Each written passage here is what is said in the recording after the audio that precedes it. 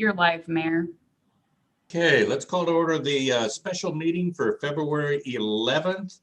And before we do roll call, can I have a city attorney has an announcement? Thank you, Mr. Mayor, and good evening. Governor Gavin Newsom's order N-25-20 allows meetings like this one to be held by teleconference in order to help prevent the spread of COVID-19. So I will ask now, Madam Clerk, to please conduct the roll call and ask the mayor to recognize me afterward to confirm certain matters. Thank you. Councilmember Armstrong? Here. Councilmember Veros? Yes. Councilmember Zafar? Here. Vice Mayor Perkins? Here. And Mayor Hudson. Here, I recognize the city attorney. Thank you. Based on the responses to the roll call, the record should reflect that all council members can hear the proceedings clearly. And if there are no objections, the record will also reflect that each council member believes, based on voice or facial recognition or otherwise, that all persons representing themselves to be council members are in fact council members.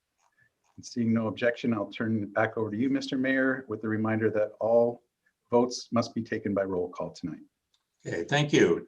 Tonight, we actually only have one item on the agenda, but if you're looking at the agenda, you'll see public comment. This is a special meeting and it limits the items or your public comment to only the item that is on the agenda. I'm taking a real quick look at attendees, and judging by the amount of emails I received, which I'm assuming has to be at least close to the amount everyone else received, I want to try something different. So I'm just scared the heck out of our city attorney. At this time, I'm only going to recognize the written comments. I will tell you that I personally have received, I don't think I'm exaggerating, 1,000 different emails since this item started back at Planning Commission through now. We do not read the comments publicly at this time. But if I take public comment at this time, I will have to do the same amount of time now that I will do after the staff reports and the applicants' 15-minute show. So I'm going to say, if you want to do 1 minute now, or wait and see how many people want to speak during item 3, you can speak for 1 minute now. I don't see any attendees raising their hands. So I will close. There's one person, Joyce Carr, that would like to speak now before item 3. So in item 2, you will have 1 minute to speak on this item.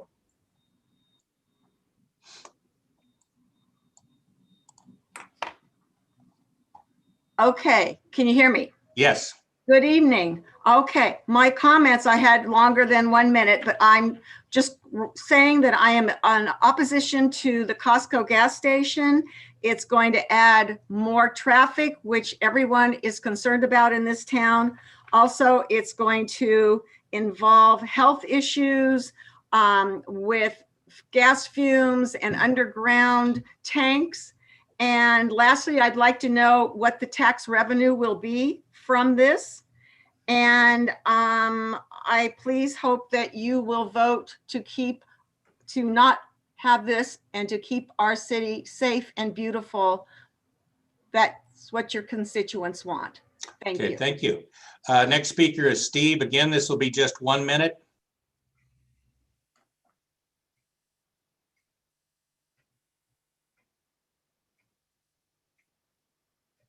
Hear me now? Yes, go ahead, Steve. Okay, thank you. I agree with the earlier comments. One of the things I've noticed is that they're not talking about, no one's really recognized the cumulative, the combined air quality effects from a local freeway that runs right by these neighborhoods within 1,600 feet, 1,800 feet, existing gas stations right next to residential areas, and then a plethora of other gas stations.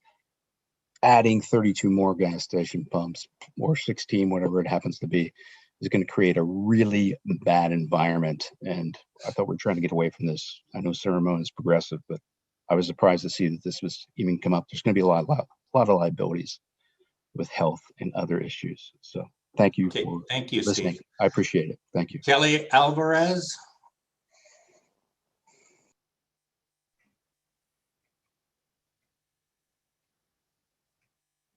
Hello, can you hear me? Go ahead, Kelly. Hi, good evening. I agree with both the other speakers. Please do not, I should say, please require Costco to do a full CEQA analysis at least. If I understand San Ramon needs a revenue, I understand business has to survive, but we live here, you know, our health is just going to be really adversely affected. It's not going to change, even if some people decide to move out of here. Other residents will have to live here. So please at least require the full CEQA analysis. Thank you. Thank you, Kelly. Nancy Powers, you have 1 minute.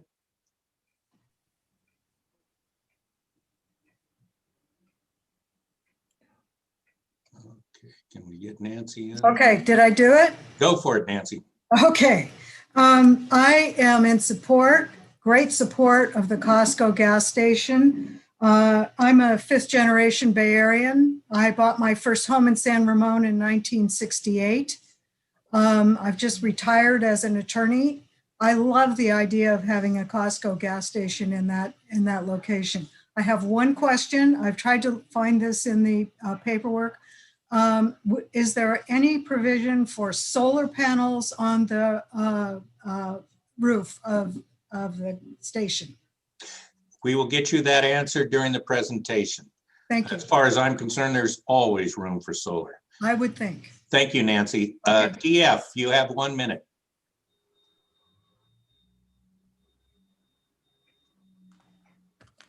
Hello, can you hear me now? Yes, you're on.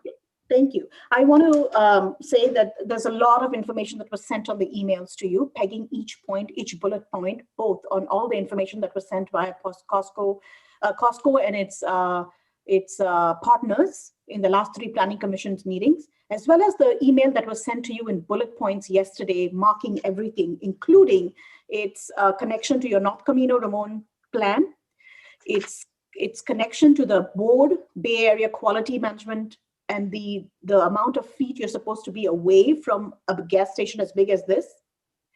And I also want to say that the VMT that was calculated at the last sessions was pegged to Costco's other than Danville.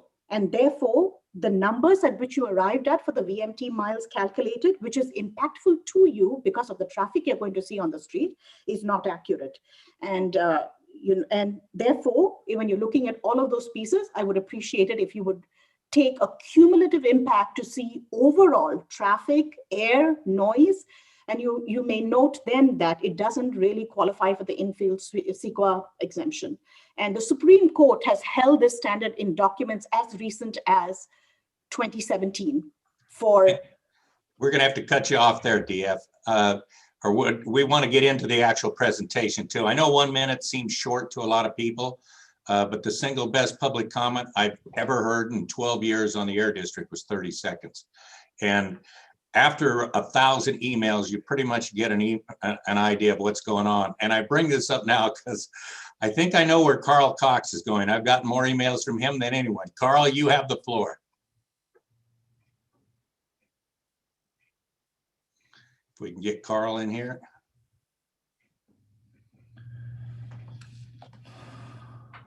You there? Carl, you're muted. There you go. Yes. Can you go hear ahead. me now? We can. Okay, great. Thank you very much, Mayor and council members. I have read the North Camino Ramon specific plan, 250 pages. The emissions statements are to decrease the city's emissions of greenhouse gases. Major modifications should require a specific plan amendment. And it is important that growth minimizes negative impacts on the quality of life. In the table of land uses, the gas station is not mentioned once. There are many land uses mentioned, but not one time is a gas station mentioned.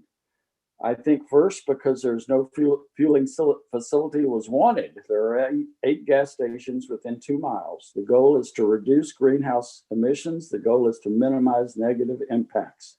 I oppose the Costco gas station, which would equal 20 gas stations in one spot. Please consider the intent and goals of the North Camino Ramon specific plan in making your decision. Thank you. Thank you, Carl. This may seem like it, but if you're on the line right now and Carrie's there, does she want to speak? Or is they the same house, same people? I've got a Carrie Cox Carrie, where's Carrie? or Carrie. Come on, babe. Speak through here. Yes. Okay. Hi, can you hear me? Yes, I can. Okay, I appreciate. In stereo. Okay, I appreciate your time with this. Can you? Okay. I appreciate your time with this special meeting to hear the appeal. While the Planning Commission approved the project 3-1, I ask that you consider Commissioner Frank's comments on insufficient data provided by the applicant with no method of verification. Please consider requiring a complete environmental impact report. Costco will pay for the report. This is a big decision which will have implications and impacts for well more than 20 years. There is no time to get all of the necessary information before making your decision. Only an estimated 25% of San Ramon's residents will use Costco gasoline. The remaining 75% are asking that you make the right decision. These are your constituents. There is no reason for a rush to a decision. Thank you. Thank you, Carrie. Cristiano Mello. Can we bring him in? Thank you. You're still muted. Thank you. You hear me? Yes, we can. Go ahead. Thank you, ladies and gentlemen of the council. Appreciate the time. I am an 11-year resident of San Ramon. I'm a civil engineer, and I mean, just like Nancy, I'm in support of the gas station. I'm a regular customer of Costco, and the nearest Costco gas station is in Livermore, and I think it's a win-win proposition because it brings more revenue to the city and benefits to the local citizens. So those are my words, and I have emailed the council. Thank you. Thank you. Mark C., you're up next. Okay, Mark, if we can get you in, you have 1 minute, please proceed. Hi, can you hear me? Yes, we can. Beautiful. I'm a owner of a unit in Fostoria Terrace, and that road in that area cannot handle that big of gas station. As some of the other speakers said, there's a lot of gas stations in the area. I don't think we need such a big gas station in that area. That area is quite dense. It was mentioned about the 680 being right there, plus housing being right there, plus the Iron Horse Trail being right there. That type and size of gas station in that area is not needed and would be complicate the traffic plan quite a bit. And so as a resident close by, I am against that and would really appreciate you guys reconsidering putting a huge gas station in that neighborhood. Thank you. Hey, I appreciate the time. Thank you, Mark. Josh Hanna.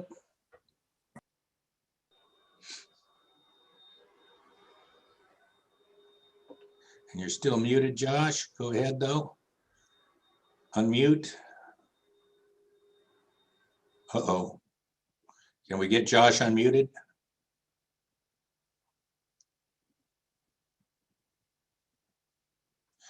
Josh, there you go. Go ahead, Josh. Oh, did we lose him? Oh, he's going to try again. Okay, let's move. No, he's back. Josh, can you unmute?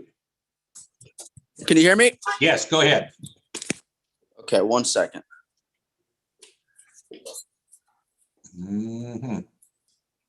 Well, you've got about 50 The seconds. internet is now. full of examples of Costco gasoline stations with traffic problems. No doubt Costco's traffic data supplied by Kittleson justified each and every one of these station traffic as acceptable, never once acknowledging or identifying the potential problem which resulted. Of course, their data can prove that most any location's traffic is within acceptable ranges. Much depends on Costco's projected daily sales, which in turn determines traffic. They got to choose the sales number.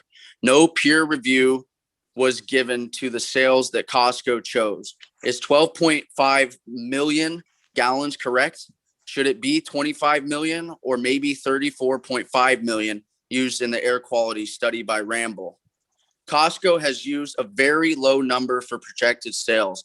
The number is incorrect. Traffic will be far worse than they are leading you to believe. Will San Ramon be another example of blind acceptance of wrong studies from a wrong data? And another example on the internet of the city with Costco traffic congestion. Some planning commissioners said, I don't think that traffic will be an issue. That's a mighty big leap of faith in Costco data provided to receive approval. I urge the city council to go slowly.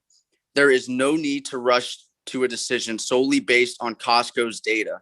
Many cities have gone down this road only to have no answers to long-term mitigation. Please do not make a decision tonight without more information. We're going to keep everybody to a minute, Josh. Rob Glazner, I hope I pronounced that correctly. Yes, you did. Can you hear me? Yes, please go ahead, Rob. So I just have a few basic questions, and I hope that they're addressed this evening. First one, how many of you guys on this panel would like to have, I live in Fostoria Terrace, how many of you would like to have a gas station in your backyard? All right, I'd like to know. Okay. Secondly, how would you feel if your property value went down? I have invested everything I have in my home. I'm not a rich man. How would you feel if your property value went down because of a gas station? Lastly, when I try to go out, it is out of my condo right now. Fostoria Way and Camino Ramon is a disaster area. Trying for me to get out of my condo. What's going to happen when you increase the traffic? How can you say it's going to get better? See, I don't understand this. And I don't know what an EIR study is, but I don't know why people are asking why one hasn't been done. But why don't you address that once and for all? Thank you. Thank you, Rob. Eva Harris. Okay, can we get you in, Eva?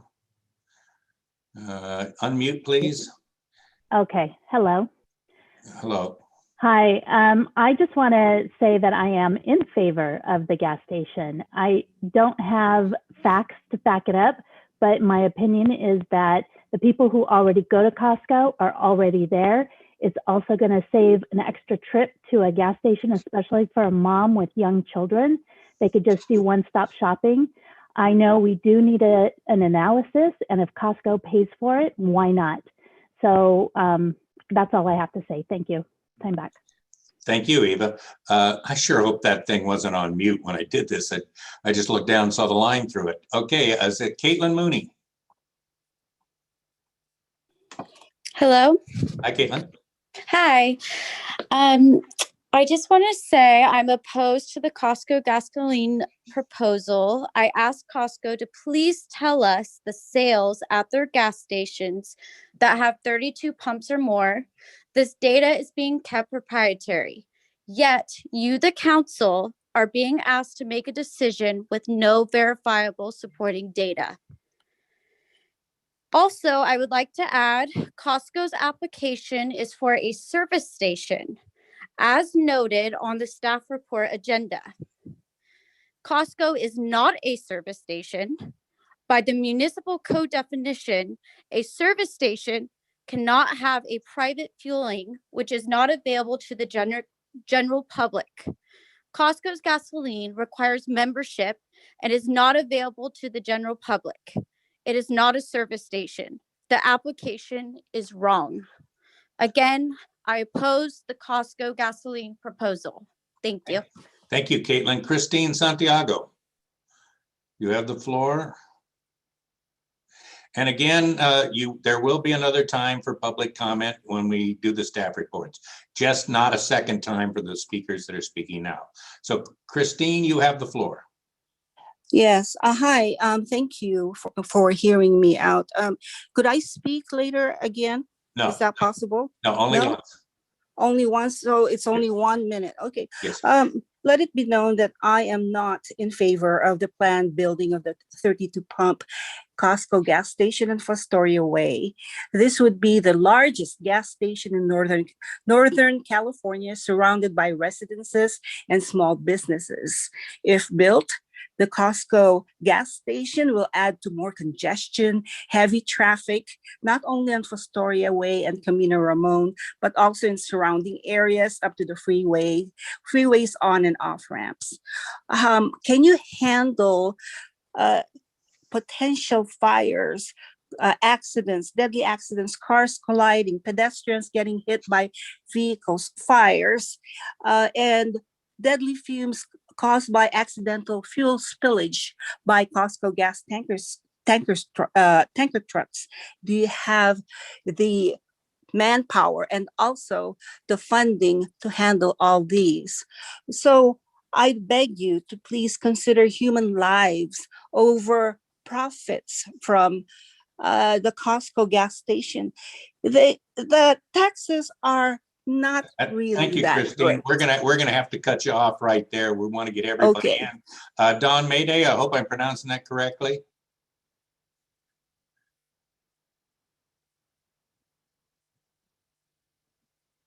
Okay, unmute. Okay, there we You're go. up. Can we hear Good, me? we can hear you. Perfect, thank you. Yes, you pronounced it correct, thank you. I wish to express my opposition to this resolution.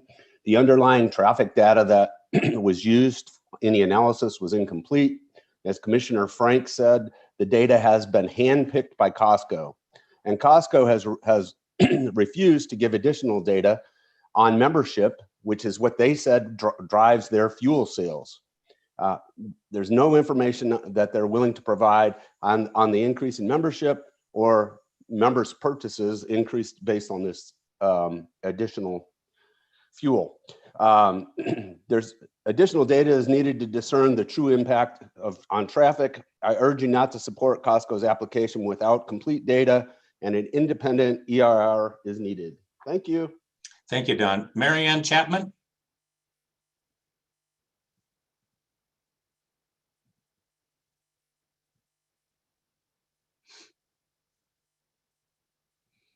Okay, you're still muted, Mary Ann.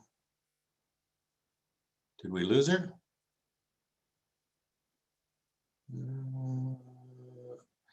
Can you hear us, Mary Ann? We show you as still muted. Okay. Oh. Hello. Yes, sorry, go ahead. I accidentally raised my hand. I sent in a letter, so Okay.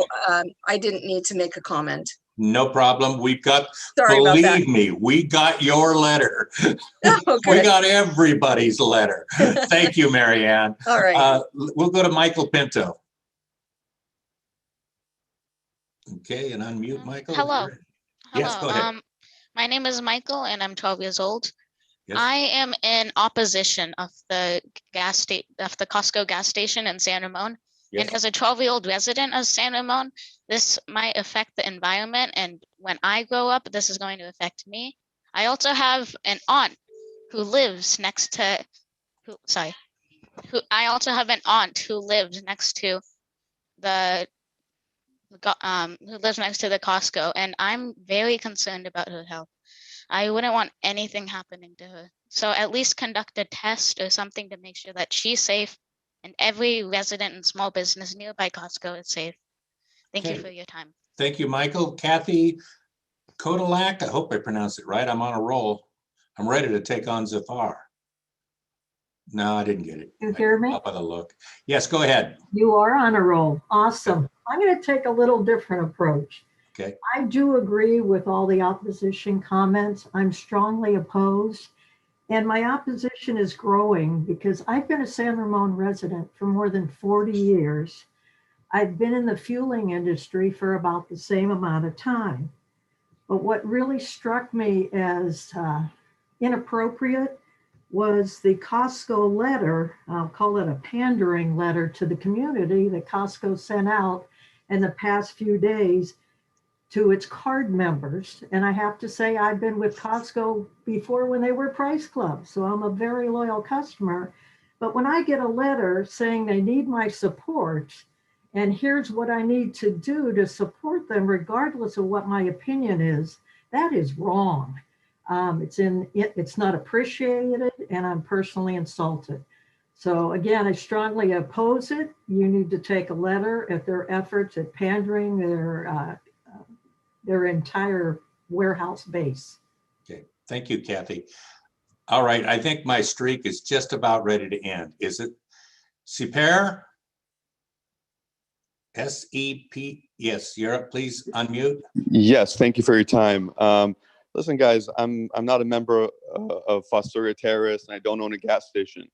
I'm a physician, I'm a scientist. I've sat on peer review boards with all due modesty. The problem here is that you're talking about industry-sponsored research and data, and this is the most heavily biased information you can rely on to make a big, important decision like this. The lady earlier who was in favor of Costco said, well, if Costco pays for it, then that's all for the better. Well, that's just ignorant. You know, if you look at, Purdue Pharma, what do? They spent millions of dollars on research. They said, OxyContin is safe. Go ahead and take it for your pain. And then, we ended up with an opiate epidemic. So you guys need to understand that the input to their data is cherry-picked and selected.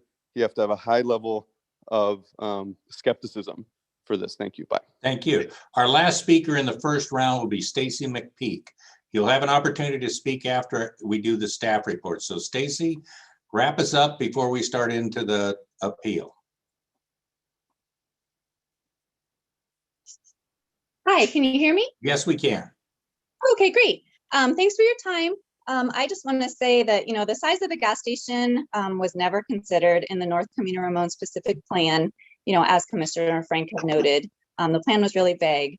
Do you really believe that the authors would have approved a 20 gas stations in one spot? The sales that they're going to do is equal to about 20 stations. So I really am opposed to this project. And so, Costco's data and studies need verification. There were peer reviews of incorrect data, which was provided by Costco, and no one's verified the data. No one's challenged its reasonableness. The staff report says that the project qualifies for an infill exemption and an EIR is not needed. This technicality is absurd for the size and scope of this project. The North Camino Ramon specific plan was vague because not every use could have been foreseen or analyzed as it was written. So as to whether or not this really a gas station, it's more of a mega wholesale outlet for club members. So, it makes it more likely to qualify for an approved use and CEQA exemption. This use could have never been anticipated, and because of its size and scope, should require an EIR. So I just really am opposed, and hope that you can Okay, Stacy, I'm going to break my own word because somebody that I think may be right next to you put her hand up, unless you're using two names. Is there Kaylin? Oh, right, Kaylin. Yeah, so we'll do one more and then I'm going to close public comment only because you won't have to come back. Roya, I'm not going to take you until the next one. Kaylin McPeak, you're up. I think she's on hers, but let me grab her.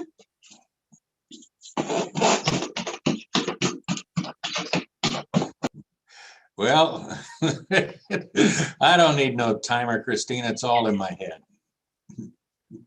But we may need it on the next one.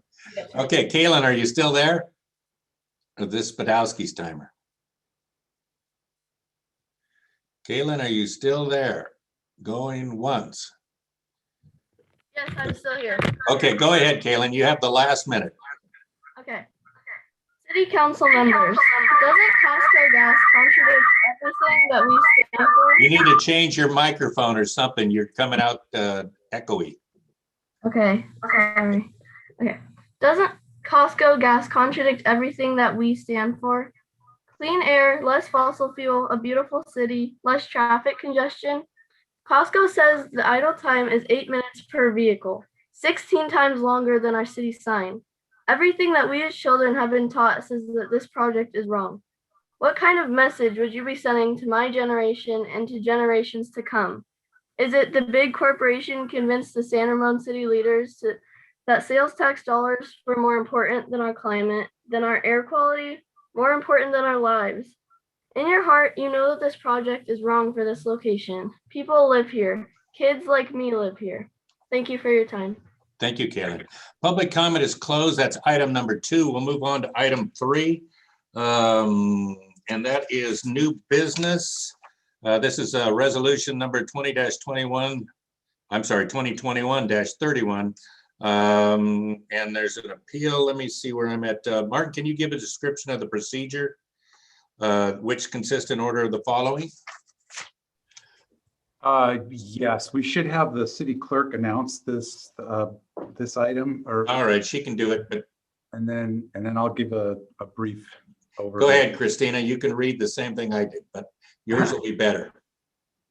Resolution 2021-031, denying the appeal filed by Reza Mahmoudi and approving minor use permit MUP 20-501-003, development plan DP 20-300-002, architectural review application AR 20-200-015, and master sign program MSP 20-700-001 for the Costco service station located at 3111 Fostoria Way.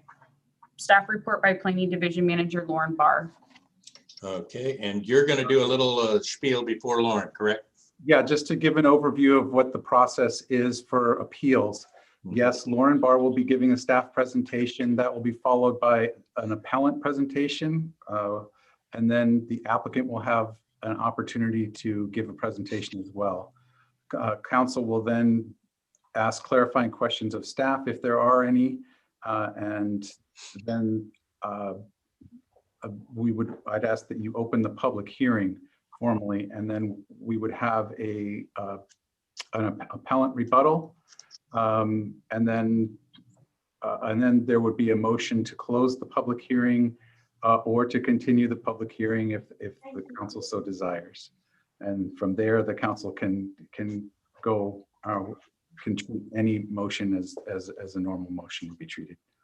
Thank you. So Lauren is going to kick us off. Is that what I just understood? Yes. Lauren, you're up. All right. Thank you, Mayor, council members. I'm going to go ahead and share my screen for a PowerPoint presentation.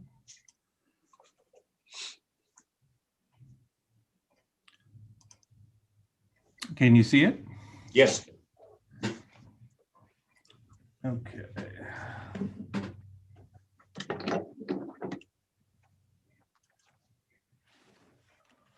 Bear with me a second. I just got to get my ergonomics worked out here.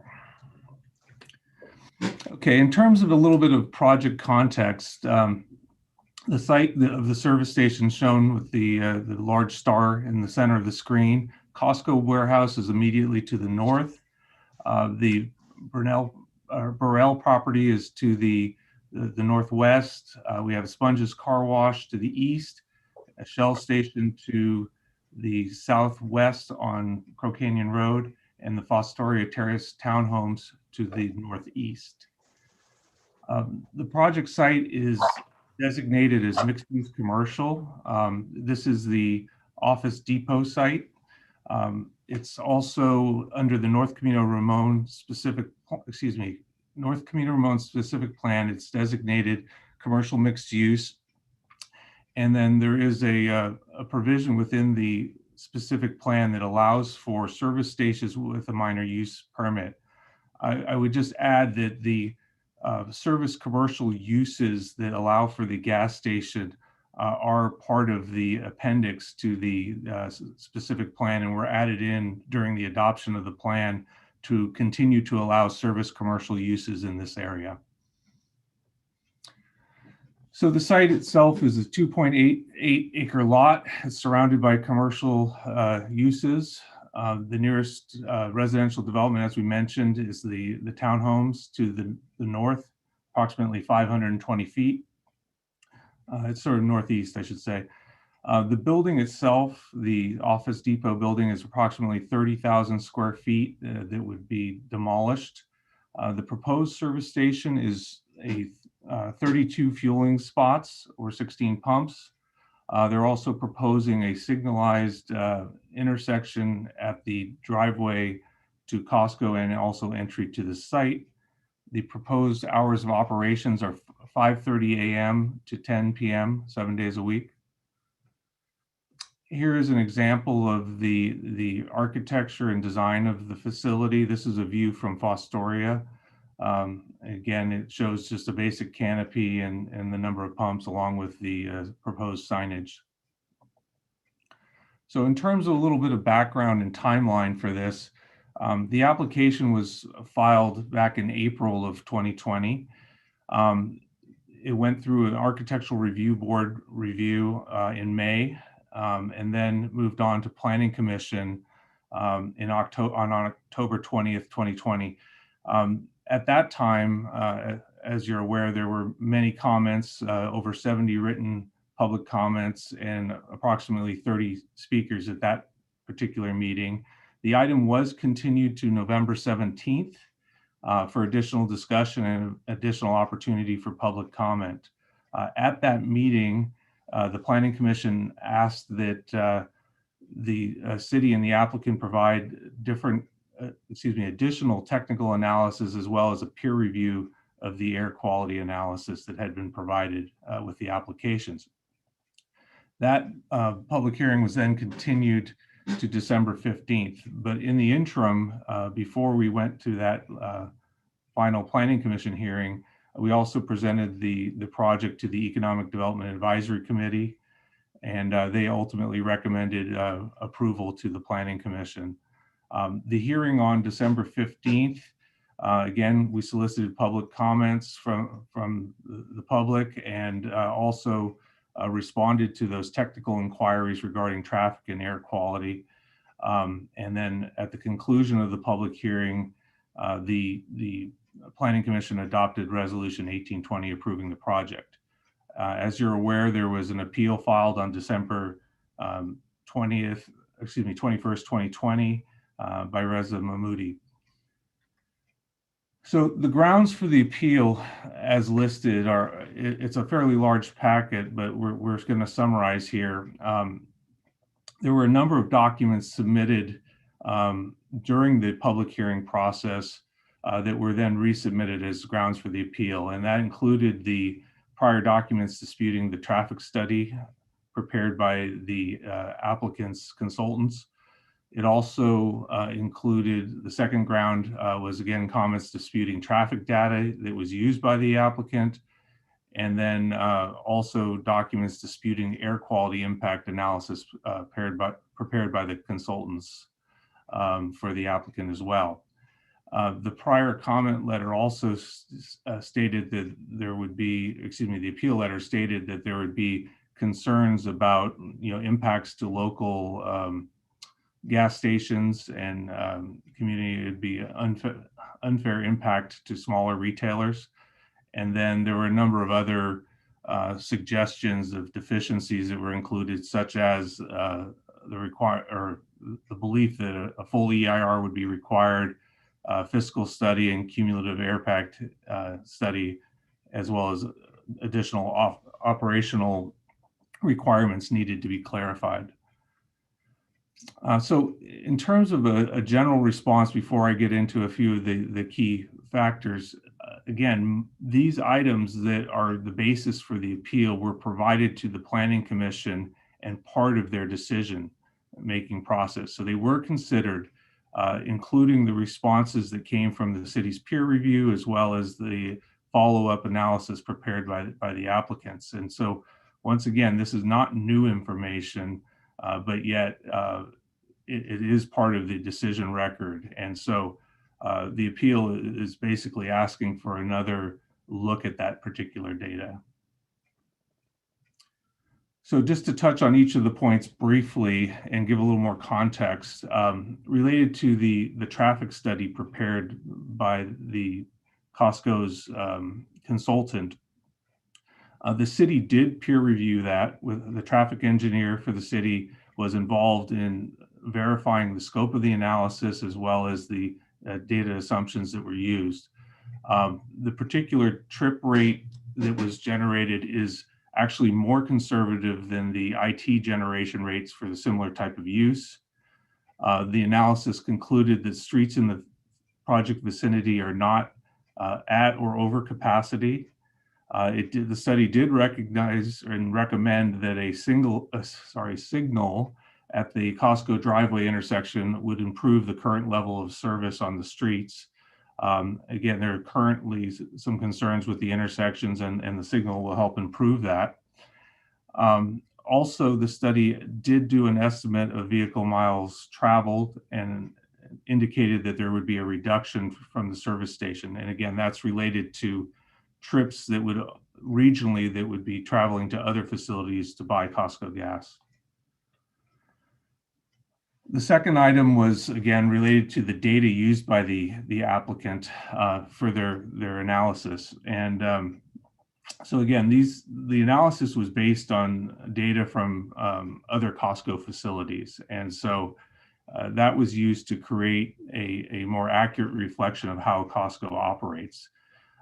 The second point that keeps coming up is this notion of the 35 million gallons of throughput associated with this project. The 34.5 million gallons is actually the maximum allowed under the air quality analysis. And so it was used to create a conservative estimate for air quality impacts. It does not represent annual sales.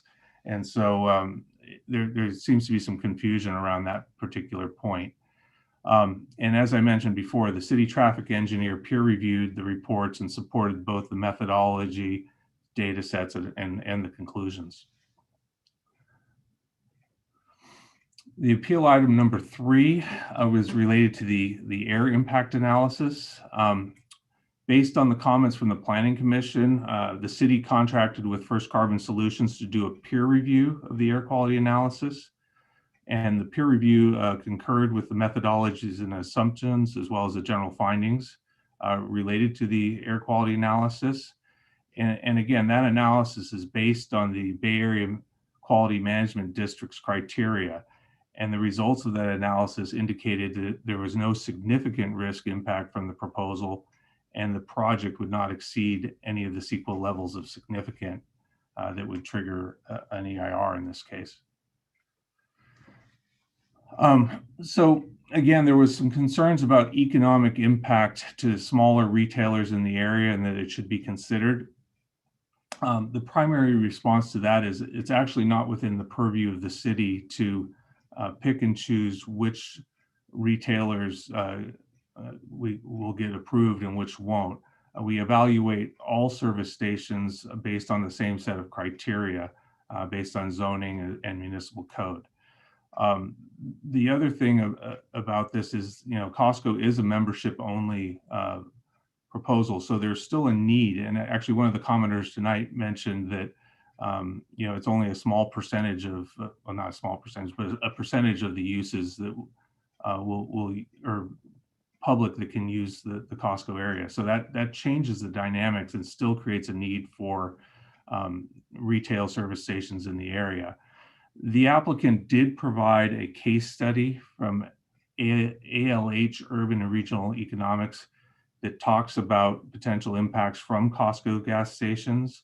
And it looked at some of the existing stations that had been installed in both 2017 and 18. And the general consensus of that study was that there were some short-term impacts, but those types of small gasoline retailers tended to recover within about 6 months because they offer different services than Costco. And then lastly, during the Economic Advisory Committee review, they recommended approval of the project, but at the same time, they felt that the service station would generate new sales tax revenue and also stimulate competition among gas stations in the area. So then the last item was sort of a laundry list of different things that they felt that the appellant felt should be addressed in the response and by the applicant, including the need for an EIR, fiscal impact study, cumulative air quality study, and other clarification of operational requirements. This particular project does qualify for an infill exemption, and an EIR is not required. Through the process of review, infill exemptions allow for a streamlined process of review associated with infill projects in urbanized areas. And there's a series of criteria that a project would have to meet, such as no significant impacts to traffic, air quality, and the like.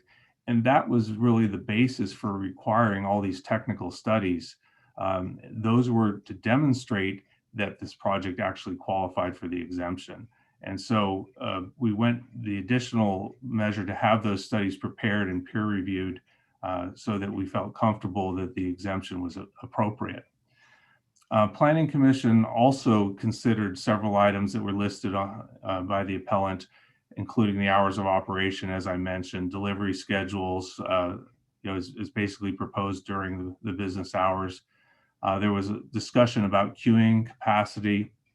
The site layout of the site allows for significant queuing. It also is oriented in such a way that any additional queue would not fall out onto Fostoria, but rather into the existing parking lot. And then there were some questions that were raised by the public regarding the service station size. The zoning ordinance does not set a size criteria for a particular land use. It allows for consideration of a project on a case-by-case basis based on the site conditions and the proposal at hand. So again, there's nothing to say that a 4 pump station is better than a 6 pump station is better than a 20 pump station. Those are all items that are addressed on a case-by-case basis. In terms of the fiscal impacts associated with this, the appeal fee was paid by the appellant. All application and consultant fees have been paid for by the applicant. There are provisions within the conditions of approval that allow for indemnification should this end up in litigation at some point. That's worth knowing. And then also we did a very conservative estimate on sales tax revenue generated from this, and it would be in excess of $200,000 per year. So at this point, staff is recommending that you receive the staff report, a presentation by the appellant, and then also a presentation by the applicant. Open the public hearing, take public testimony, close the public hearing, and then consider the project, and if appropriate, adopt the resolution denying the appeal and approving the project. Staff is here. Our consultants are available for technical questions, as well as the applicant's team is also available. So I'm going to go ahead and stop sharing my screen right now and turn it back to you, Mr. Mayor. Okay, thank you.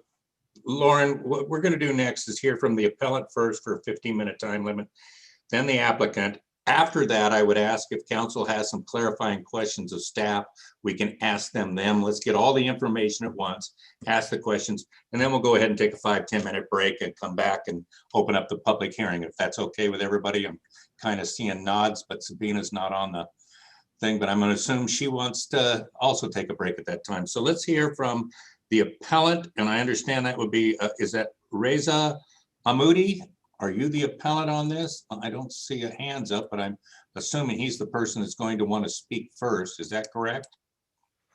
I'm bringing Mr. Mahmoudi in right now. Okay. Good evening, council members, staff members. Can you guys see my screen? We can see your screen and we can hear you. All right, perfect, great. Thank you for giving me the time to speak tonight. Christina, do you have the PowerPoint I sent you?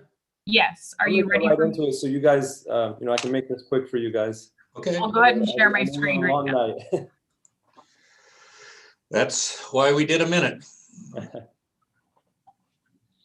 All right, so I'm sure you guys have all seen this. obviously. This is the site plan of the current Costco and the gasoline that's going to be going in down there. And this is Fostoria Way with the 4 lanes. And the proposal for the light is right there.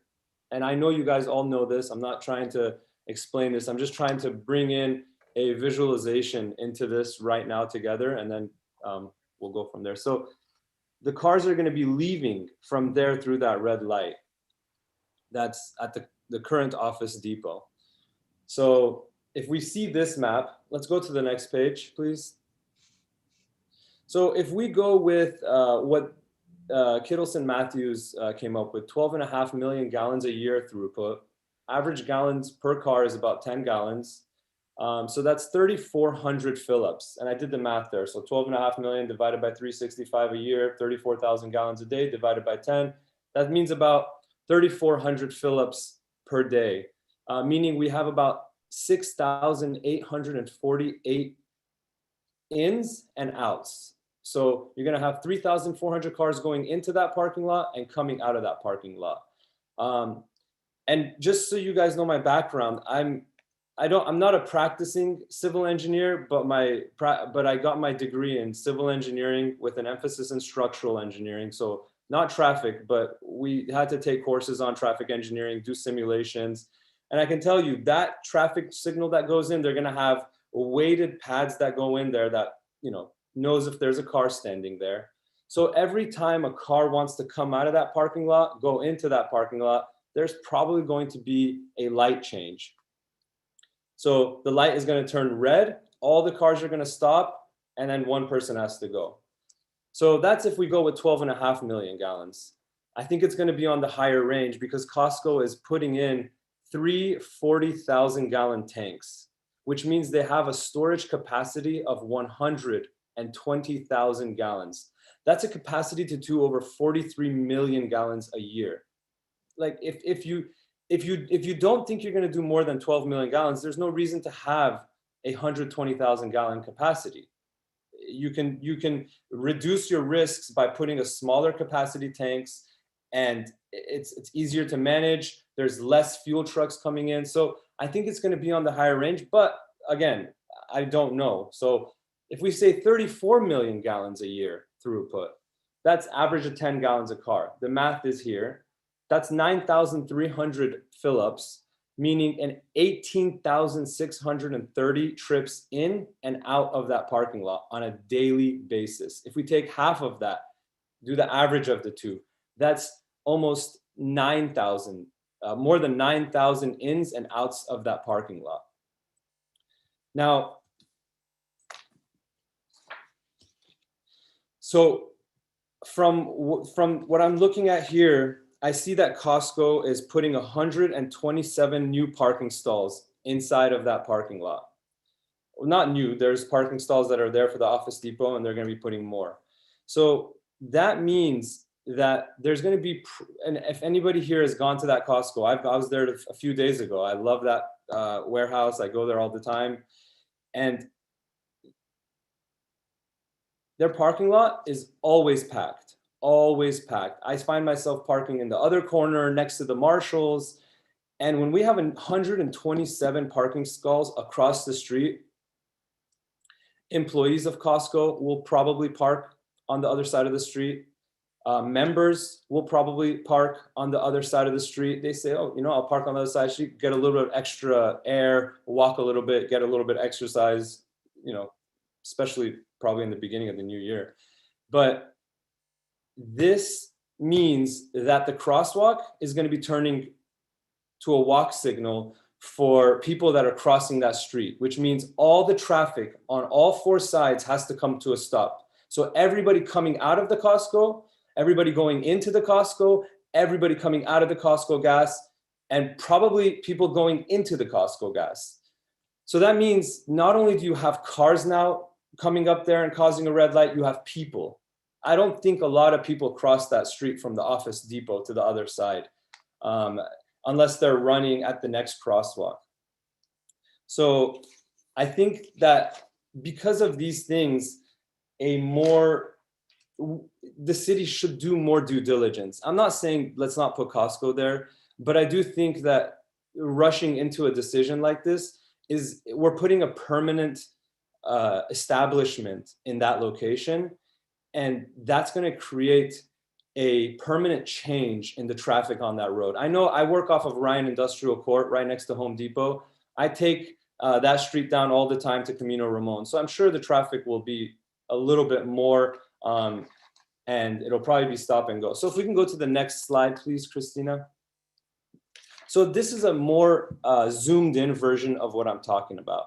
So if we look right here, Fostoria Way, this red light is going here. There's going to be people crossing this street on a regular basis. There's going to be cars queuing on the Costco side, on the gas Costco side, and on Fostoria Way, and on the other side, which just seems, it seems that I think further study really needs to be done on the traffic impact that this Costco is going to have, on the safety impact of the people in that area.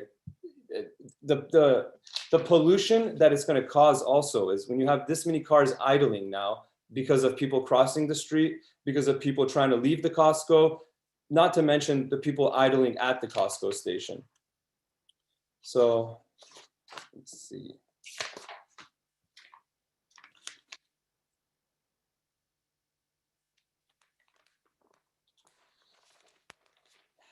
So if you could go to the next email, please. So this is a picture of the gas station in Tustin. And as you guys can see this image, it's not like this all day, for sure. But this is probably maybe at its close to worst, maybe a little bit less than worst, maybe worse. But regardless of where it's at, this is something that the city may have to deal with in a year and a year and a half by allowing 32 fueling positions and 120,000 gallon daily capacity. If we don't think it's going to do that kind of volume, why should it have 120,000 gallon capacity? This Costco is in an area where people from all over come to use it. There aren't, so I do think that the traffic study needs to be done in much more in depth, and an environmental study needs to be done much more in depth. Because if you guys go look on Google Images, you can see a lot more of this going on at Costco's. And I really love this city, and I'm not saying let's not put a Costco. I'm saying we just need to do more due diligence. Getting more traffic studies done and making sure that we have the numbers right is not a bad thing. It's a good thing. So we can make sure that something like this doesn't happen. It's not a low impact decision. I feel like this decision to put a Costco there just came out of nowhere. So in order to save your guys' time and kind of move on, I just wanted to take you through a bunch of images you guys have probably already seen many times. And thank you for your time. Well, thank you, Reza. And you will have it. Did I pronounce that right? Is it Reza? Yes, pronounced it perfectly, actually. You hear that, Sabina? You will have another 10 minutes for rebuttal after the applicant. So if you want to, take some time, get further thoughts that you think you may have missed, or you want to rebut something the applicant has to say, you'll have time after this. So short and sweet works. That's why we did it to 1 minute tonight. But in any case, I thank you for your time now, and we will go to the applicant for their presentation. Thank you, council members and staff members. I appreciate it. Okay, and who is giving us Mr. Anderson? I didn't have who do you have, Lauren, given the applicants? If we could promote Sean Anderson and members of his team in, provided a list of those people. Okay. And I'll be operating his PowerPoint. Now, while they're coming in, I will tell the attendees, because the number goes up and down. many, I should say, not most, have spoken already. If you wish to speak, we'll be taking a break first. And when it gets to the public comments, we're going to hold it to 1 minute. So Sean Anderson, if you're ready and unmuted, the floor is yours. Thank you. My name is Sean Anderson from Barghausen Consulting Engineers. With me tonight is our project team, who will assist me through the presentation and also be available for any technical questions regarding the project. First, I want to obviously thank city staff, been helpful throughout the process, and for the very comprehensive presentation that Lauren gave tonight. We'll try to keep ours pretty brief as a result, but Lauren, if you would like to put the presentation up for us, that'd be appreciated.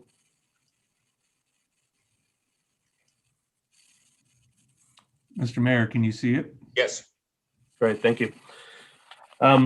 So we can go ahead and pass the first slide here as the project's been introduced sufficiently. The projects, we want to just, I guess, give a little bit more detail about the purpose of it. And I guess first it should be noted that the drive behind the fuel facility is Costco's desire to provide the most requested service to their members for really any location in North America, and at this particular location, which is gasoline, and currently, as we all know, it's not available.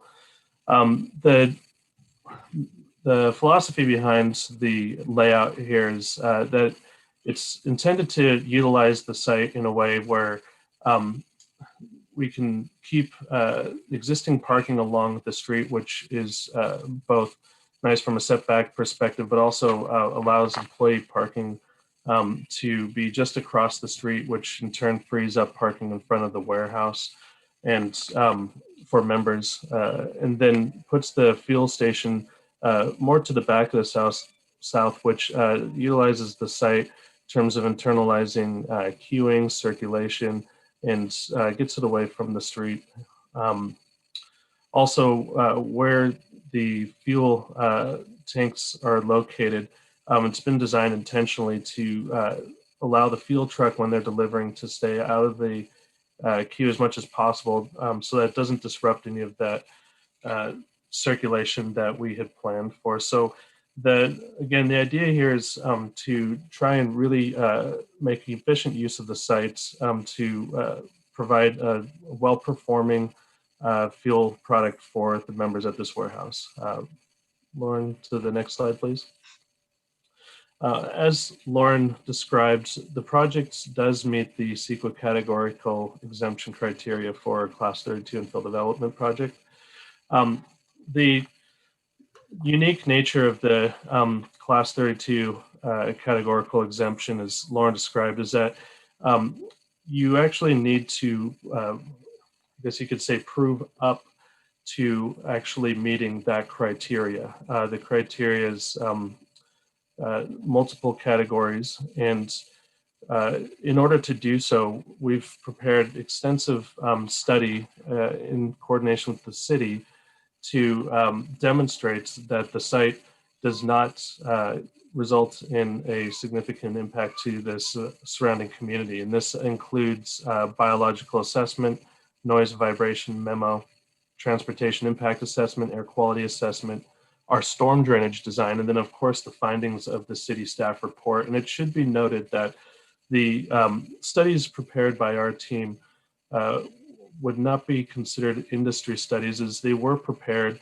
in accordance with established state, local, national standards for these kinds of analysis. This includes using their guidelines, using their methodologies. So it's not something that was pulled out of thin air for the benefit of this particular project. And as a result, because of the unique nature of this categorical exemption, if there were to be any further review under a different CEQA mechanism, such as initial study or an EIR, all of these studies would be part of those more comprehensive studies. And because they would be using the same methodologies, they would conduct a similar analysis and reach the same conclusions which our team has reached and which has been verified through the city through their independent reviews of our research. To go into a little bit more detail about this, I'll go ahead and invite Amy Lopez, our traffic engineer from Kilson Associates, to talk briefly about the traffic component. Amy, are you in? Or do we need Sure am. Yeah, yep, I'm Okay, here. You have the floor. Go ahead. Thanks so much. You can go ahead and advance the slide for me, please. Thank you so much. So briefly here, reiterating a few things that Lauren had to say earlier. We'll note that the methodology applied for performing the traffic analysis is, first of all, consistent with the city's own traffic study requirements. And as was stated earlier, had an opportunity over the course of the development of the study to coordinate with staff and had multiple kind of reviews along the way to ensure that the way the Kittleson team is handling the analysis is consistent with what the city would expect to see. We applied the industry standard ITE, or Institute of Transportation Engineers, trip generation manual methodologies for the way we develop the trip generation for this site and for the analysis. The ITE trip gen manual, in fact, supports the use of use-specific data and points out that that often is actually it in fact is a more accurate set of data to use when it's available. And that's what we did in this case by using data that have been collected at other Costco fuel stations. That allows us to have an even more reliable or more robust analysis. And in fact, it's a more conservative analysis since Costco specific data would estimate a larger number of trips than would have been the case had we used the general ITE trip rates for a fuel station. And so we worked through that with city staff, and the results, in fact, showed, traffic signal is warranted and would be included. And otherwise, from an environmental perspective, we've made that transition to vehicle miles traveled. And so the analysis there we performed and found that the impact would be less than significant. As Lauren alluded to earlier, we would expect to see shifts in travel patterns that actually would reduce regional miles traveled, since members would have a service that they want and actively pursue today and purchase in faraway communities. They would be able to buy it here locally, and we would expect to see a reduction in overall regional VMT as a result of the project being constructed. It's been said a few times, the city's traffic engineer had an opportunity to peer review the study. So did Caltrans, as part of the process of city staff putting things out for review with other agencies, and they reviewed it and endorsed the traffic study. Next slide, please. So the appeal items have been, you're familiar with what they are. And what I'll say with that regard to that is simply that no new issues were raised in the appeal that had not already been addressed, either through written materials that Kittleson provided through the Planning Commission hearing process or through oral comment. There were several questions that commissioners had asked me at that time, and I had an opportunity to respond to many questions at that time that led to their eventual approval of the project. So the overall conclusion from a traffic perspective is the impacts would be less than significant. With that, I'll hand things over to my colleague, Eric Liu, to talk about air quality. Okay, Hello. Hello, Mayor and Councilman. Can you hear me? Yes, I can. Great. So I'll give you a little tour of the air quality and GHG issues. So Rambo conducted the air quality and GHG impact analyses, and it included emission calculations, air dispersion modeling, and human health risk assessment. As part of that, we used a methodology based on all the regulatory body guidelines that are applicable here, from Bay Area Air Quality Management District, California Air Resources Board, the Office of Environmental Health Hazard Assessment, which gives us guidance on the health risk assessment, and US EPA. So very much based on approaches that we don't choose. We use standards that are set for us.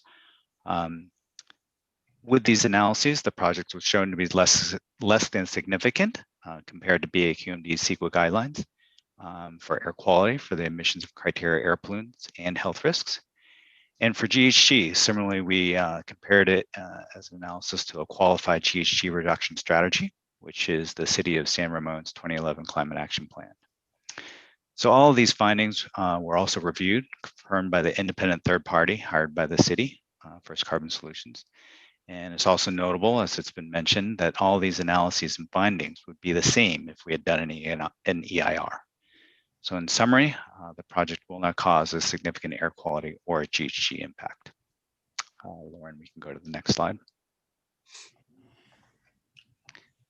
So similar to Amy, we also reviewed through the appeal for issues focused on air quality and GHG, although the only real materials were on air quality. The appeal mentioned a couple of new bullets, or highlighted a couple of bullets, specifically the cumulative air quality study and the construction emissions of pollutants. There were also a couple of memos from Ray Kapahi that were included in the appeal. Both the short bullets and the memos were previously responded to by us because there was no new information. So all of our previous responses in our mind had addressed what was listed in the appeal. And these prior analyses were also all part of the information that were provided to the independent third party during the review. So ultimately, our assessment of the materials in the appeal is that the conclusion is the same as I just said, just the project will not cause a significant air quality or GHG impact. And that concludes my slide there. And I think it's going to go back to Sean. Okay, Sean. All right. Thank you, Eric. Thank you, Amy. Go away, Eric. Go ahead. All right. Yeah, I'll go ahead and just wrap it up with a few additional thoughts regarding land use compatibility first. As Lauren outlined, the site plan, the project is an allowed use consistent with the North Camino Real specific plan, the general plan, and the climate action plan. The layout was reviewed and approved by the Architectural Review Board. It's also a use that's going to be compatible with an existing use across the street, which is the Costco warehouse. The retail feel is also consistent with the general commercial retail character of the areas we show on the slide, which generally consists of commercial and other convenience store office type uses. Lauren, can you go to the next slide, please? And I guess we just wanted to highlight some of the project benefits that we see from this, which is that ultimately we're providing a high demand service for the local community of Costco members. Costco fuel is a very high quality product. It is competitively priced fuel, but more importantly, it's dispensed from a state-of-the-art facility that cuts no corners in its design in terms of safety and efficiency. The relocated employee parking, as previously mentioned, will improve parking for the members at the warehouse. And the signalized intersection will result from the development, which improves the safety of that intersection and also accomplishes a deliverable within the general plan, in which signalizing this intersection was an identified improvement.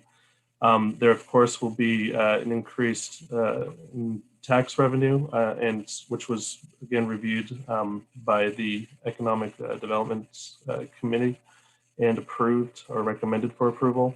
And lastly, it's a productive reuse of a key commercial property where it sits again perfectly within the context of retail and commercial uses along Fostoria Way. Lauren, final slide. So with that, I would like to thank you for your time and considering our response to the appeal, and want to make ourselves available for any questions that the council may have of us. Thank you. Okay, thank you, team. Now the item is before the council for clarifying questions of staff. We'll save the comments for later, just clarifying questions, and then we'll take 5. Anyone I'm looking at council members. Anyone have any clarifying questions? Go ahead, Mark. Sabine, I can't see you, so you're going to have to raise your, there. Okay. Well, I guess the first question maybe is for you, Mayor. Do we want to hear the rest of the public comment first, so we have the total context to answer or to ask our questions, or go ahead and ask those staff questions now? You will have another opportunity after these. It's just if there's any questions up until this point, that if something was said that was not clear or whatever, ask for a clarifying question, or if there was something you expected to hear and you didn't hear it. Okay. After that, we're going to take a short break, and then I'm going to open the public hearing. We'll hear from other people, and then the appellant will have 10 minutes for rebuttal, and then it will be before us again, and we can still ask questions. Okay, well then I'd like to go ahead and ask some questions now, if I could please. And based on what I saw in the packet that was provided to me, I'd like to start with a couple for our department head, Debbie Chamberlain. Okay. And just there's this issue that was brought up about Costco, paying for this. And so is it standard practice for the city to demand that an applicant pay a consultant to do an analysis for a land use application? Yes, if the city is hiring a consultant to conduct an environmental analysis on a project such as the one being heard tonight, the contract is paid for by the applicant with the consultant work managed by the city. Okay, and does the city participate in, at least in the development of the scope of the work for the consultants for what they're supposed to look at? Yes, we do. And so specifically just to the city contract, and I know Deb Fear can talk about her work with Kettleson on their scope of work, but the air quality contract with First Carbon, our contracting process requires the consultant to develop a scope of work, which the city approves prior to executing the contract. Okay, and so, we're all trying to determine this, but let me ask you, what do you believe that the consultants that were hired were impartial and that they were able to provide a fair and unbiased analysis? Yes, I do. First Carbon has been on the city's on-call list for many years and has prepared environmental analysis for projects such as our general plan updates, our City Walk project, and our climate action plan. Okay. And I think it's already been answered tonight, but this traffic analysis by Kittleson and the air quality analysis by Ramble, these were peer reviewed, correct? Yes, they were. Okay. All right. So I think that's it for you, but I did have some questions for Kittleson, and I guess that's Amy. The appeal letter, the appeal includes a letter from Smith Engineering and Management that seems to question the objectivity of Kittleson and Associates to provide an unbiased traffic impact analysis. And that's because of this long-standing arrangement with Costco to maintain a transportation database. Does Kittleson do these transportation analyses for non-Costco projects or only for Costco? Yes, we have done extensive work for multiple developers of small scale and large scale throughout California and across the United States. Okay, and I think I heard earlier that the methodology that you use is based on the ITE trip generation manual and then the San Ramon traffic study requirements. Is that correct? That's correct. Okay. How big is this database that we're talking about that you have maintained on Costco stations over the years? Sure. So specifically to Costco fuel stations, we've studied and collected data at more than 40 locations. Okay. How long have you been doing this? We've been serving Costco in this capacity for close to 20 years now, and we've been collecting data at their fuel stations for as long as they've had the program. Okay. And I think I heard you mention earlier that it's not only allowable by the ITE manual to use Costco specific data, I think you said use specific data instead of the straight tables, but it's in fact encouraged. Is that correct? That's correct, because it's understood that collecting data at, when it's possible to collect data at a representative use in a market or in a, in a location that is similar to the one being studied, that has a higher probability of accurately reflecting what would be seen. Whereas in the IT trip manual, the data in there come from across the country and in some cases are decades old and maybe less accurate, reflecting what we would expect to see. Okay. And I heard you say that this Costco use data leads to a more conservative estimate of the traffic analysis. Is that right? That's correct. By using Costco fuel station data, we estimate a higher number of trips that would come to the site than would otherwise be estimated using the land uses that are within the trip gen manual for a fuel station. Okay. We would. Okay. And then in terms of determining, estimating traffic at proposed stations like this, what's the primary determining factor that you look at? So looking at a Costco fuel station, we're looking at how many trips are coming. It's really it's not a hidden or I guess maybe I'm not sure what you mean by a primary determining factor. Is it based on the number of fuel pumps? Is it based on the size of the membership? Is it, just those kinds of things that kind of drive, the most important thing that that kind of impacts this traffic analysis? Thank you for clarifying.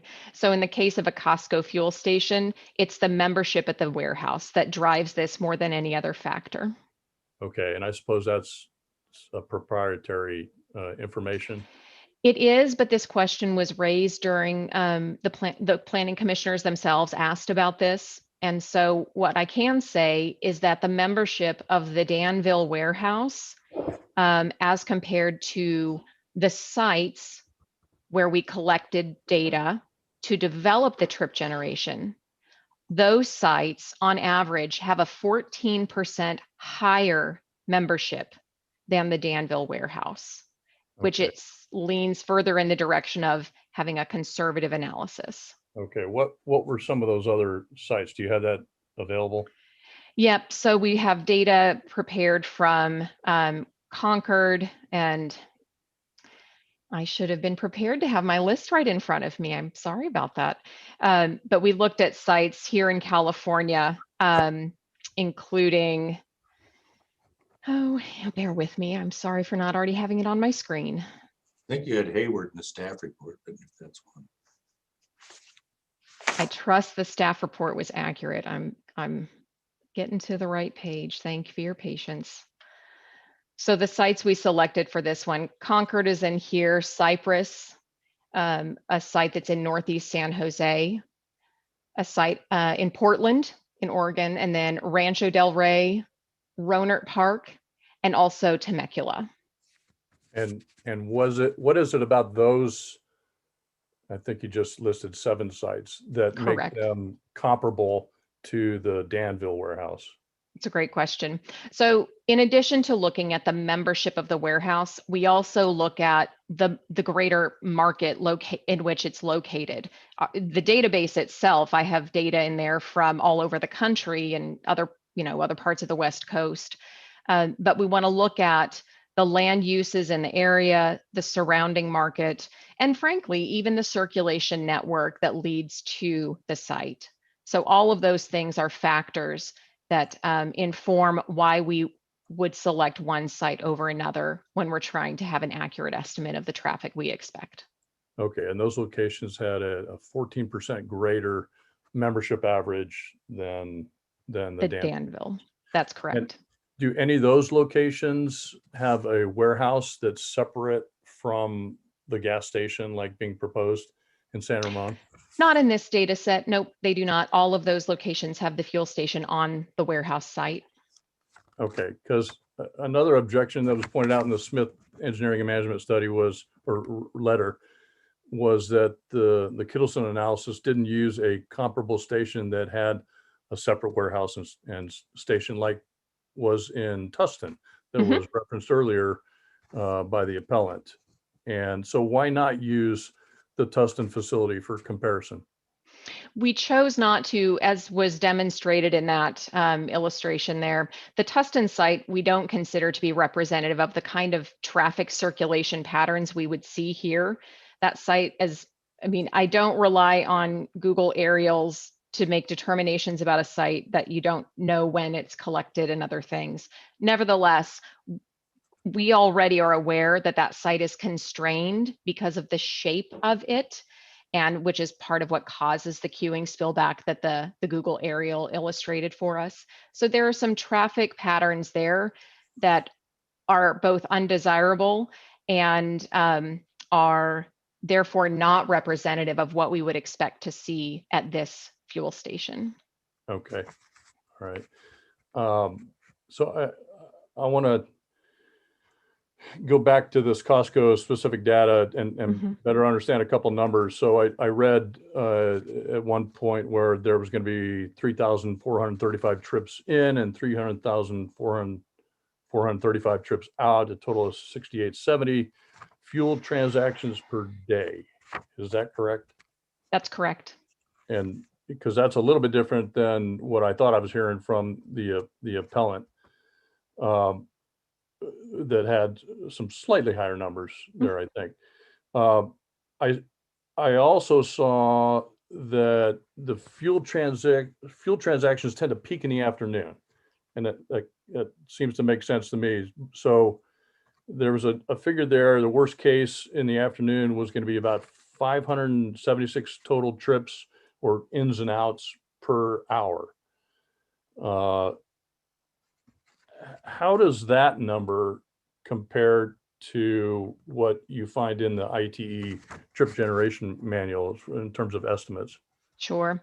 So we would, if I had used ITE trip rates to estimate the traffic here, that 576 would come in closer, it would come in a little under 400. Okay, so then again, your data is more conservative than the ITE manual. That's correct. Okay. So overall, in terms of the impact of the traffic due to the project, I heard you say your determination in terms of the CEQA categorical exemption was less, you thought it was less than significant. Is that right? That's correct. And that you don't believe that any additional study in terms of a environmental impact report or something like that would bring in new information or would require a different methodology or additional detail? Would you discover anything new in a full EIR that you haven't already discovered now? I would not, because the scope of this study, in fact, is consistent with the scope of a study that would be conducted for an EIR. The information that must be sought out under CEQA for traffic is actually centered on VMT. We've made a switch since July 1st of last year, which has been delightful for many because that's new. I understand it's a shift. And so the VMT analysis would be the same methodology and result in the same findings.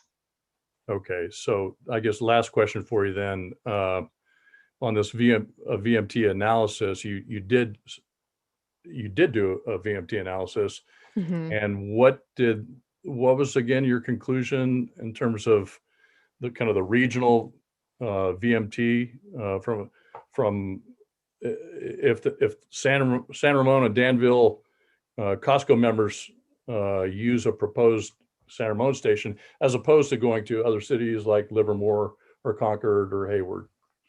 That's correct. We looked at Costco provided information about transactions that members who live in the San Ramon and Danville area are making currently, purchasing fuel in Concord, Hayward, and Livermore. And in comparing what kinds of transaction activity we see there today and considering the trip generation and what we understand about Costco members' fuel purchases, we developed a methodology and walked through that with city staff and made the determination that there would actually be people who are driving farther today to make purchases at those warehouses and buy gas because it's available. And if this fuel station were built, they would be able to go make that do that here in town instead of making those longer distance trips. Okay. And by that, you see a net reduction, an overall net reduction in the miles being traveled in the region. Okay. All right, Amy, I think that's all I've got for you for now. Can I ask, do we have the city traffic engineer available this evening? I do believe. You want her now or at the end of after the? No, I might as well just finish up here with all the traffic stuff. And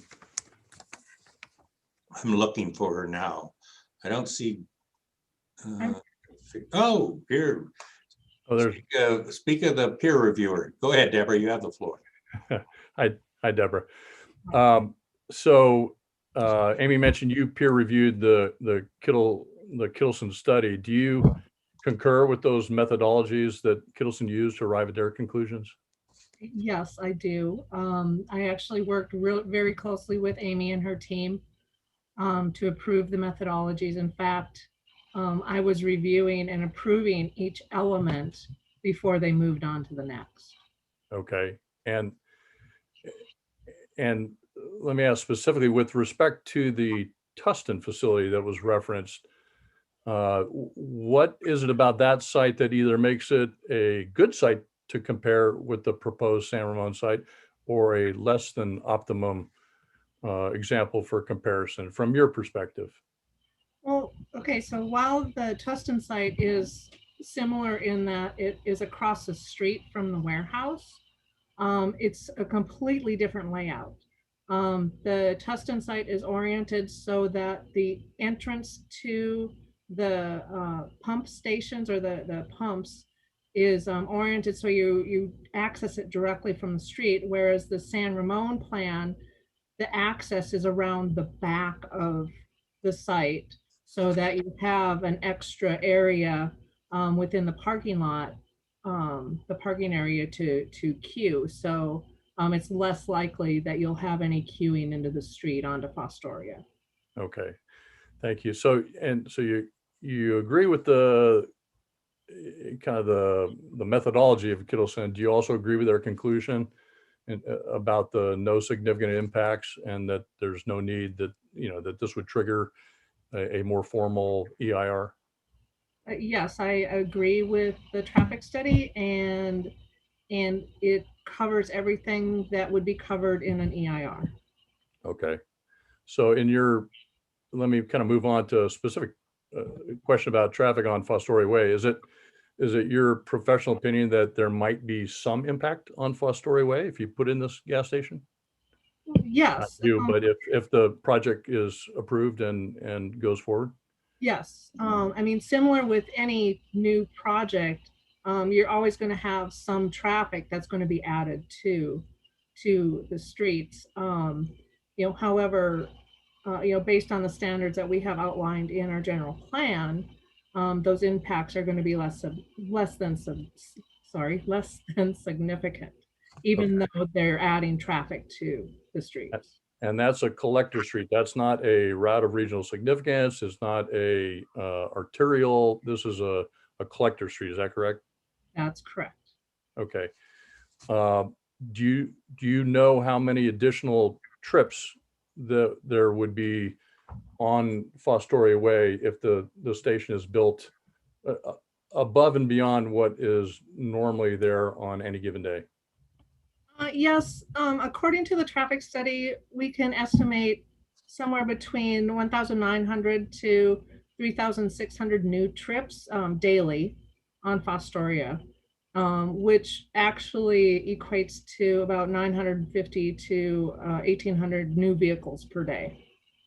Okay. So yeah, so there is an increase in traffic. Is that the same for Crow Canyon Place and Camino Ramon? Different numbers perhaps, but the same, there's still going to be additional trips generated? Yes, there will be additional trips on both those roadways as well as Camino Ramon into Danville and Fostoria towards San Ramon Valley Boulevard. And that's evidenced by the trip distribution percentages. So, we're saying that like 53% of those trips that we just talked about will be on Camino Ramon, 12% will be on Crow Canyon Place, and then the remaining percentages will be distributed on the other streets. Okay. So, and each of those roads has an expected, a normal capacity. Does this increase plus the normal daily traffic there ever exceed the capacity of any of those streets? No. Would you like some numbers to associate that with? If you've got them, sure. I do. So the carrying capacity of Fostoria Way is 18,600 to 36,800 vehicles per day. That's just a general estimate for that type of 4-lane street. And today, Fostoria, well, I shouldn't say today, we have data from 2015 for Fostoria that shows 13,155 vehicles per day, which is a significant amount less than the low range of the capacity. Okay. All right. I think I'm kind of coming to the end here. Sorry. I think it's midnight. I'm sorry. You got to bear with me. I mean, I've heard a lot of input and read a lot of emails about traffic. I just want to make sure I'm understanding it right. In terms of the level of service on Fostoria,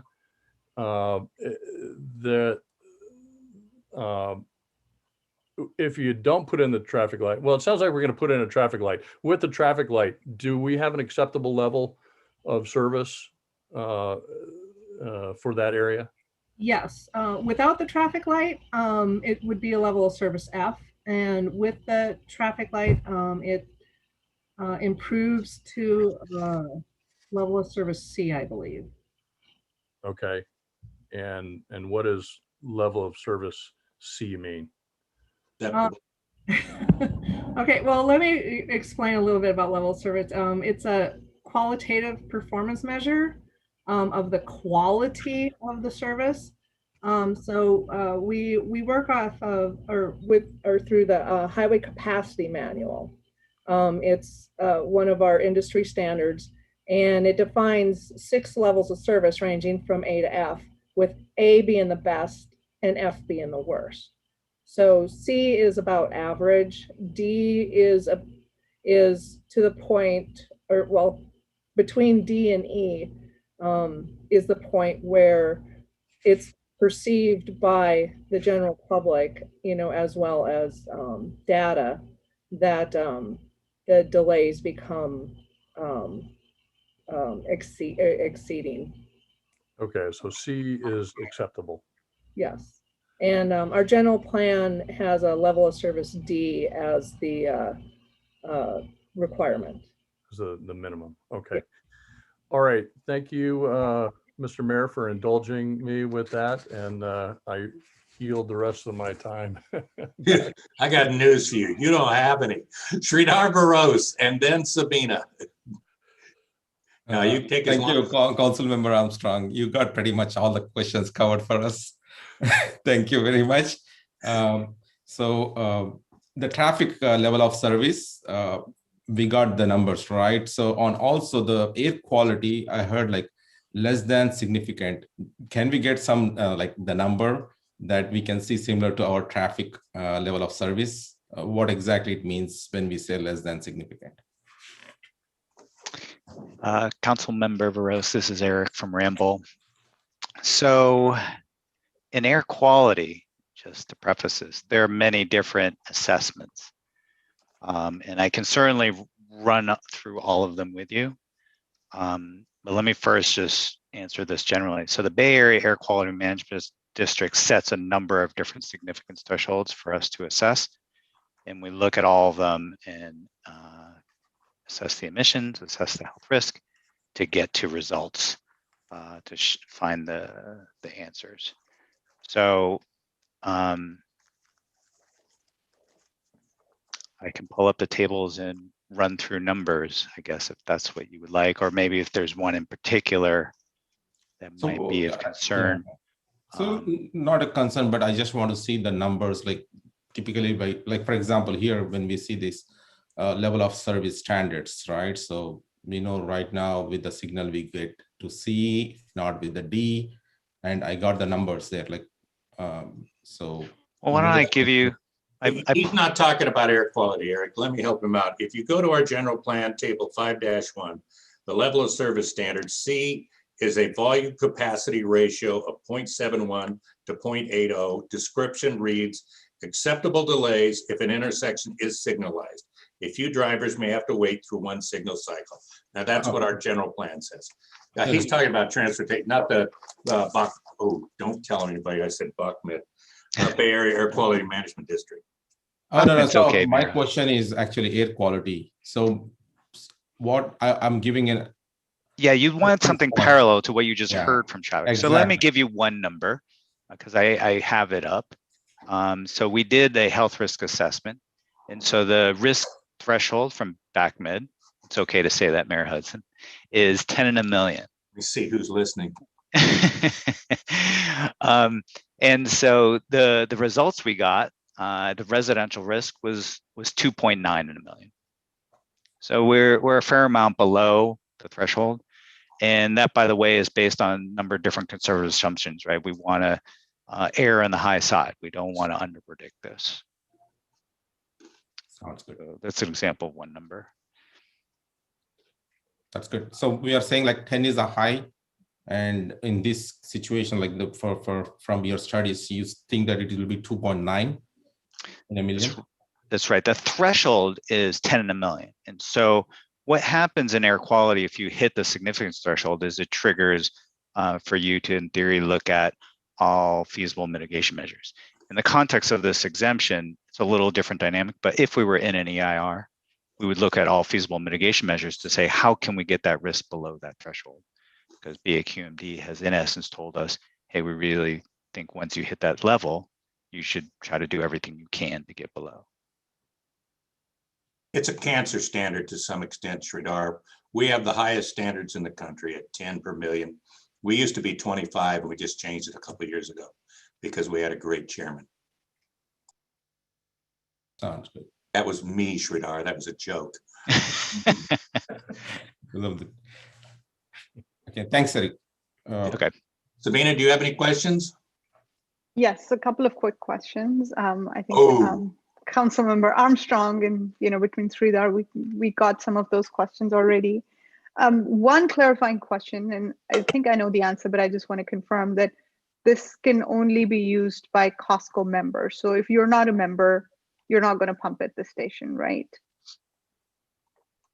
That's correct. So that means, that means the entire town is not going to ascend upon this gas station, and they will use other gas stations in the area, or if they're not a member, they just can't use it. So this is very much limited to people who make an effort to get a membership, be part of that. Are you able to share the percentage of residents, San Ramon residents, that were going to other Costco gas stations? You mentioned that was part of what you worked with the city staff. San Ramon Danville residents or members of the Danville Costco? It sounds like you're asking what share of the membership are making that trip. And I will say I don't have that particular statistic, simply because that wasn't a statistic that was relevant to the analysis we were performing. Okay. I was just kind of trying to get an understanding of how many residents would this benefit. Another question was brought about solar panels on the roof. Has that been considered? Is that something anybody's looked at? That prospect does come up from time to time, and it is something that Costco has considered and looked into in the past in response to that request. There's a few limiting factors that make the addition of solar power less than feasible, or perhaps not feasible at all. The one of them being the efficiency or the benefit of the panels themselves. If you were, for instance, to apply solar panels to the entirety of the fuel canopy, it still would not generate enough power to meet the demand on site. Additionally, the added weight would change the structural calcs for the canopy and create a number of issues which we've found over time. Another more technical reason that the solar power does not work is that in order to run the equipment necessary for the fuel facility, it needs a constant supply of energy. And as the energy collected from the solar panel, wanes or peaks, that affects the amount actually running the facility, but then also the type of power that you get from those solar panels does not match the type of phase power that's required to continue to run all the equipment. So ultimately, it would not directly benefit the site, and the overall benefit would be relatively nominal if you're just using what could come off of the roof. Okay. Another question which I've been asked, and I wanted to, and I'm sure as a business you're looking at this, that we are moving towards decreasing the carbon footprint, electric vehicles. The governor's got a goal of when we're phasing that out. How are you, as you're looking at it from a business perspective, running this as a business? How is Costco looking at that? And yeah, so that's a great question. And EV charging stations is something that Costco has looked into on and off throughout the years, and they've been implemented at stations in the past, but just found very low usage rates or other barriers to use, such as multiple adapter types and things that eventually led to them just simply not being used and being removed. Of course, as the vehicle fleet of America continues to change, it's something that Costco is keeping an eye on.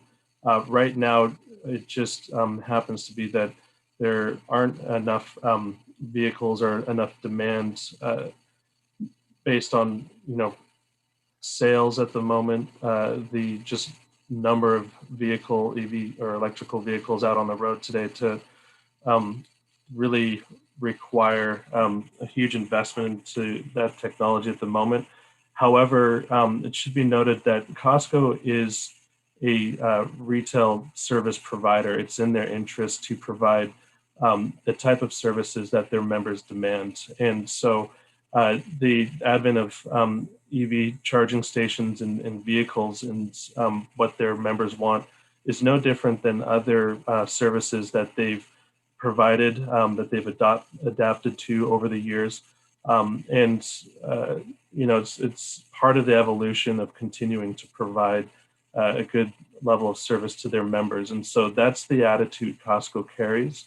And it's certainly something that they will continue to strongly consider as the demand continues to rise. But at the moment, as I mentioned in the presentation,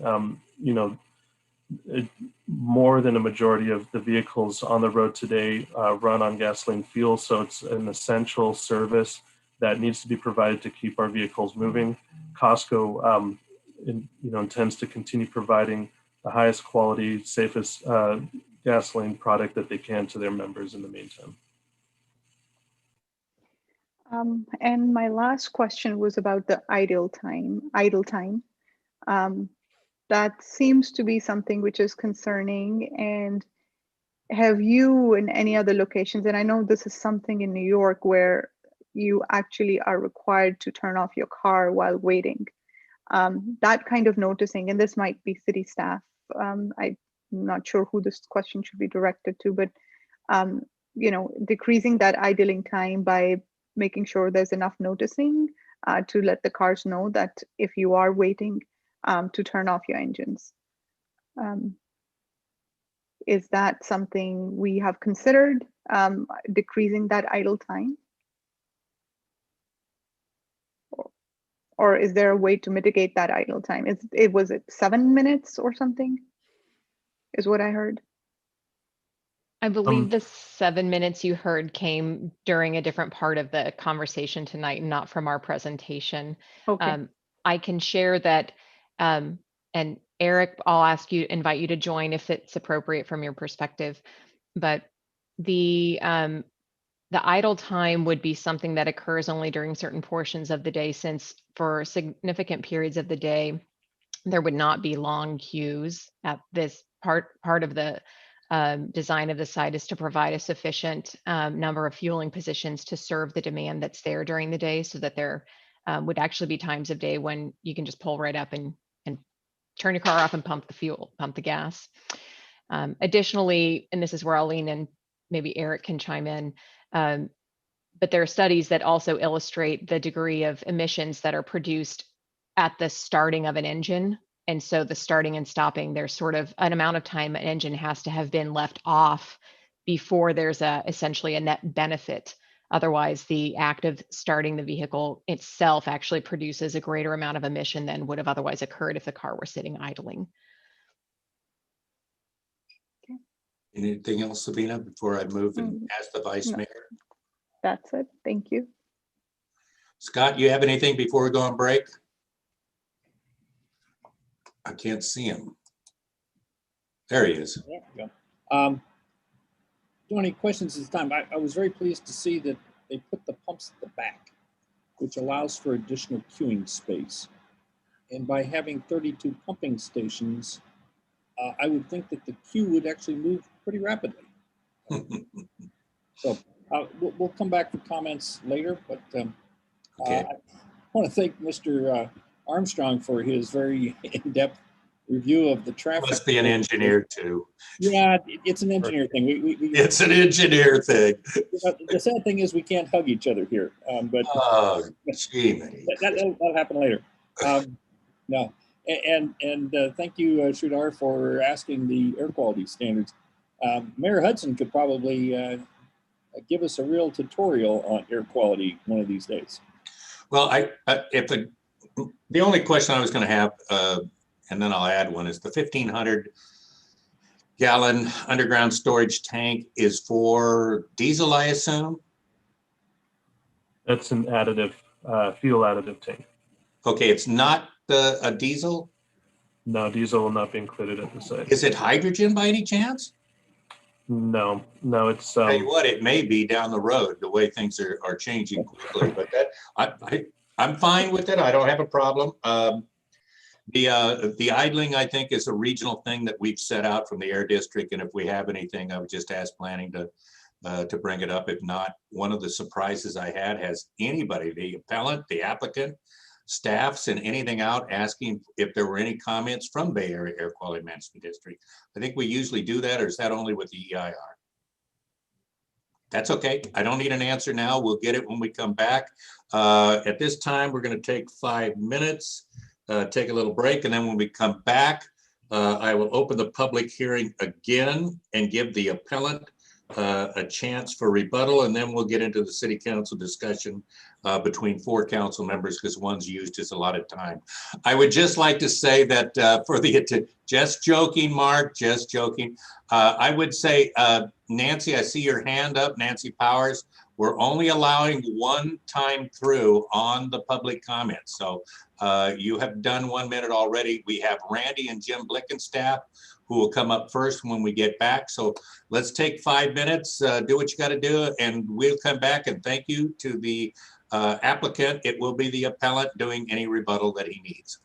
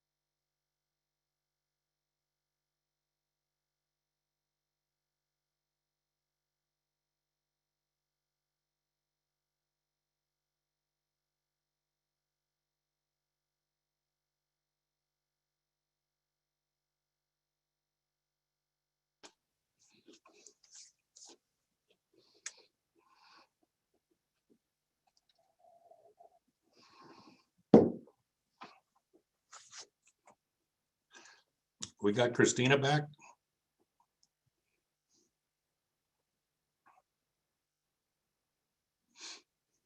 Ah, we're back.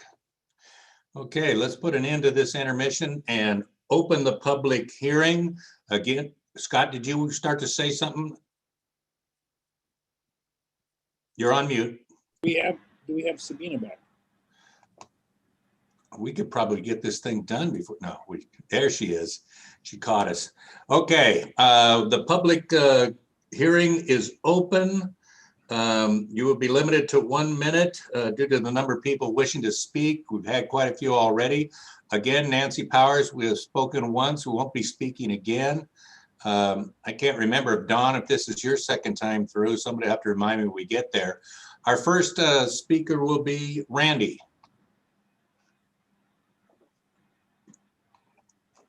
Can we let Randy in? I actually should have asked Christina if we're up live again. Are we? Yes, Okay, let's get Randy in unless we've had him once already. that's what I was just confirming. Okay, this is only for people that didn't speak in the first round. Okay, Randy, you coming in? Yes, do you hear me now? Yes, go ahead, Randy. Okay, thank you for giving me the opportunity. Actually, I want to thank Mark and Sabina first because I think they asked very good questions. So I have 3 questions on top of their questions. The first one is regarding the Costco membership, because we know the Bishop Ranch has a lot of business office. So we have probably the Costco members from Livermore, Pleasanton, or even to the Alamo, that area. So that's, and also when we consider the Costco membership, do we take into account the annual new membership application into the traffic? Second one is, as you know, along the San Ramon, Camino San Ramon, the street, there's an Almond Ranch. I don't know whether you know that. That Almond Ranch is going to have a new development. So I don't know whether when you estimate the traffic, do you put that into considerations? The third question is, there's a small creek just across the 680, the other side. And there was a development because of the creek. So I was told it's kind of holded. So I wonder the Costco, the gas station will have a huge underground gas storage. How is that going to affect that creek? So those are my 3 questions. Thank you.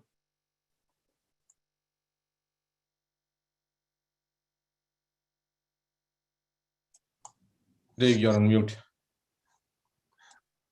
Unmute instead of taking it off. Jim Blickenstaff. Let's see you do it in a minute, Jim. Can you hear me? Yes, we can. Oh, good. Well, this will be 3 minutes and 1 minute, so I'll do it. 1 minute and 3. Okay, go ahead. Yes, first of all, a negative deck is required to do this properly. You can't do almost a regular negative deck to cover all the aspects of the problems, including underground pollution and all the things related to a gas station that are not related to an office building. And 32 pumps is a bad fit for this area. It's going the wrong direction while we're getting off of gas and going to batteries. The future is not 32 pump stations. At most, it's 16. And the comparison to Concord, that was a 16 pump station. So it sounds like maybe the city's made up their mind already. But my plea is to Costco and the city.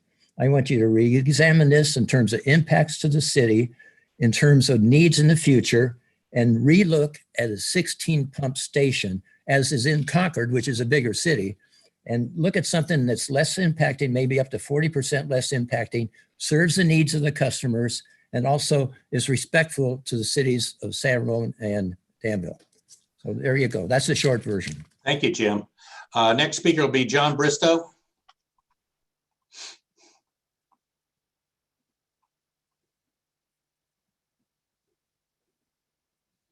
Okay, John, you need. Okay, there we go. Okay, I just found the unmute button.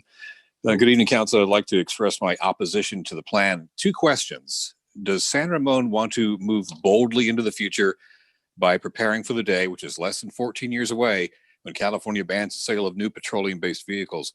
Already, car makers are stepping up electric vehicle production. Other companies announcing new battery technology whereby car batteries can be charged up in only about 10 minutes. Or does the city prefer to embrace old technology with a disruptive plan that endangers the health of the citizenry? Then there's the employment aspect. Tearing down Office Depot will put people out of work. The Costco gas station would operate almost entirely unmanned. I understand that tax dollars are at the heart of this. I also understand, as you must, that the ancillary costs, mitigation solutions, litigation costs, and so on might well offset most of the anticipated gains. And there's far more than money at stake here, as we all know. Costco stacking the deck in its favor with its boilerplate studies and biased surveys. This is a horrible use of land. Please don't make what would be a regrettable mistake. Thank you. Thank you, Don. Next speaker is Roya.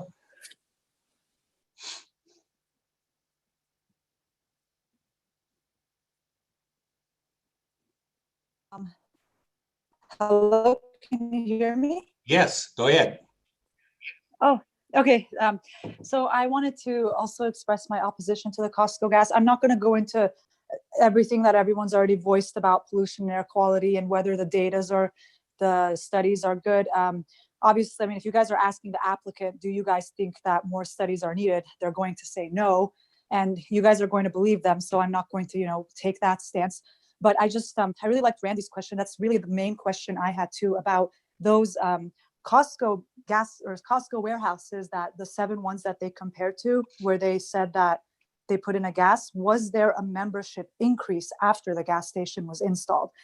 And then to follow up on that, if there was, do these present studies, the traffic and air quality studies, take into account the probable increase that will occur in Costco membership at the Danville warehouse? So I think if you guys want to, believe the studies, that's okay, but you have to make sure you know exactly what those studies are based off of and what numbers. Thank you. Thank you, Roya. Did we do Don already? I forgot. Okay, we didn't?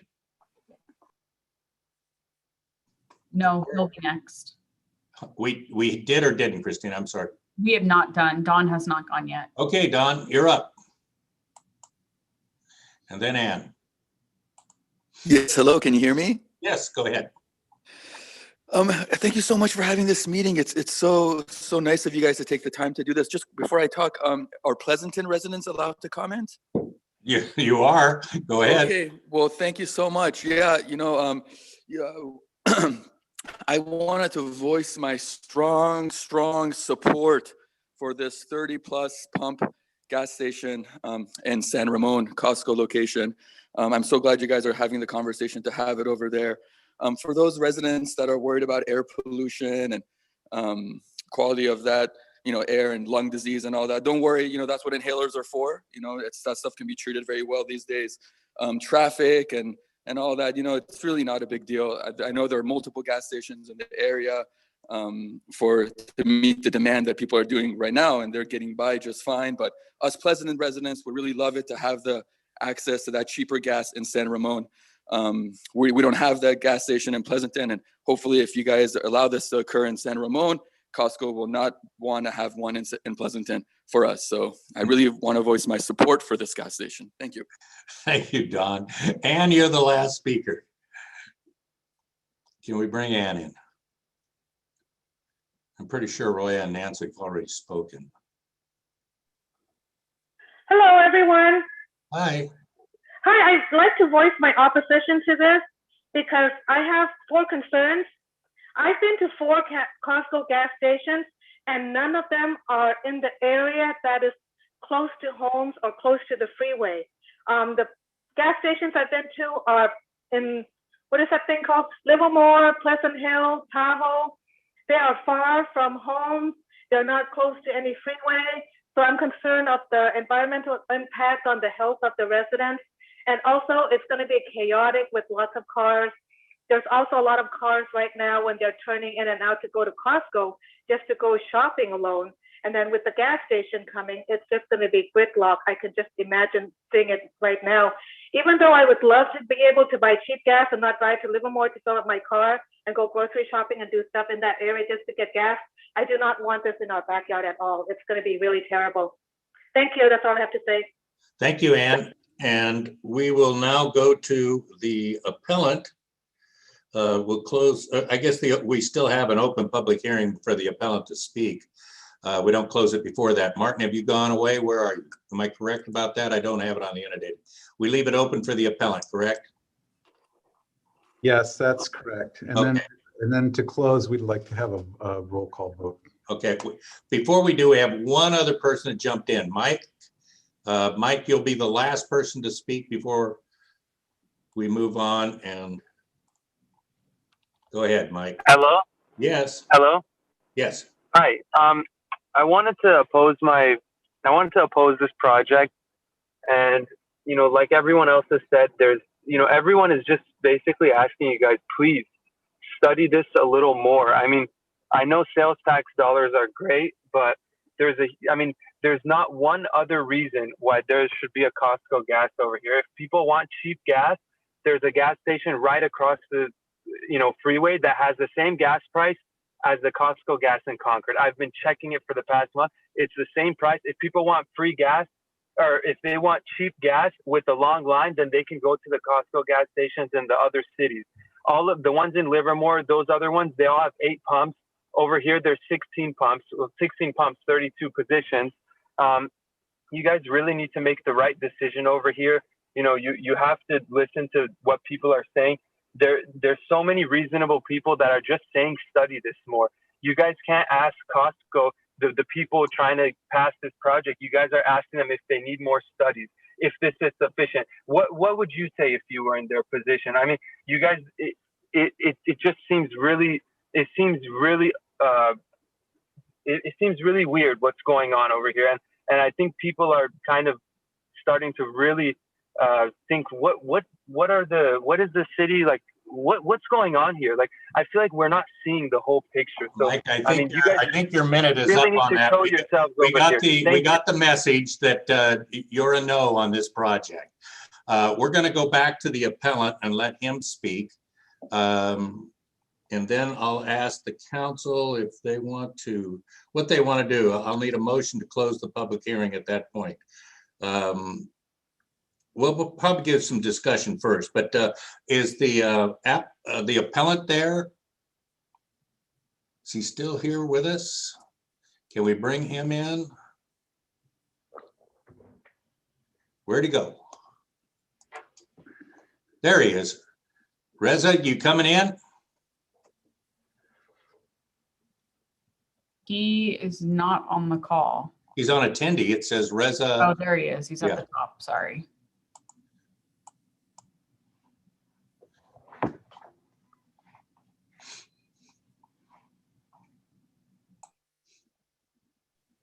Hello. Yes. So we're back. Yeah, round 2. Take 10. So I have a few follow-up questions. So if Costco's data is saying they're going to do 12 million gallons a year, and we're basing traffic studies and all the data based off of 12 million gallons, 12.5 million gallons a year, why do they need 120,000 gallons worth of storage underground? Why do they need 32 positions? Why do they need a 40 million gallon a year capacity if they think they're going to do 12 million gallons? Why do they want to build one of the largest Costco facilities if they think that they're going to do 1 million gallons a month? I know in Arco in Marin that does, I think they're busy all the time. I don't know what their numbers are, but I'm sure they do probably 1 million. I don't know, but a month. So why do they want such a large capacity for so little fuel? That's a really important question because all the data, all the traffic studies, everything is based on this 12.5 million gallons.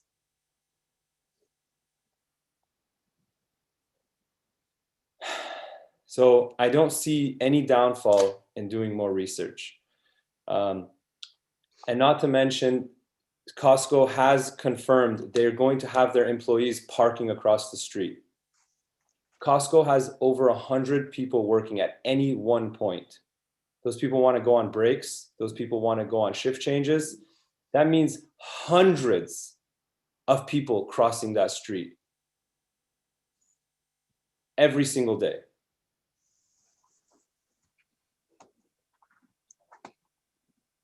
So I really urge you guys to do a little bit more research on this.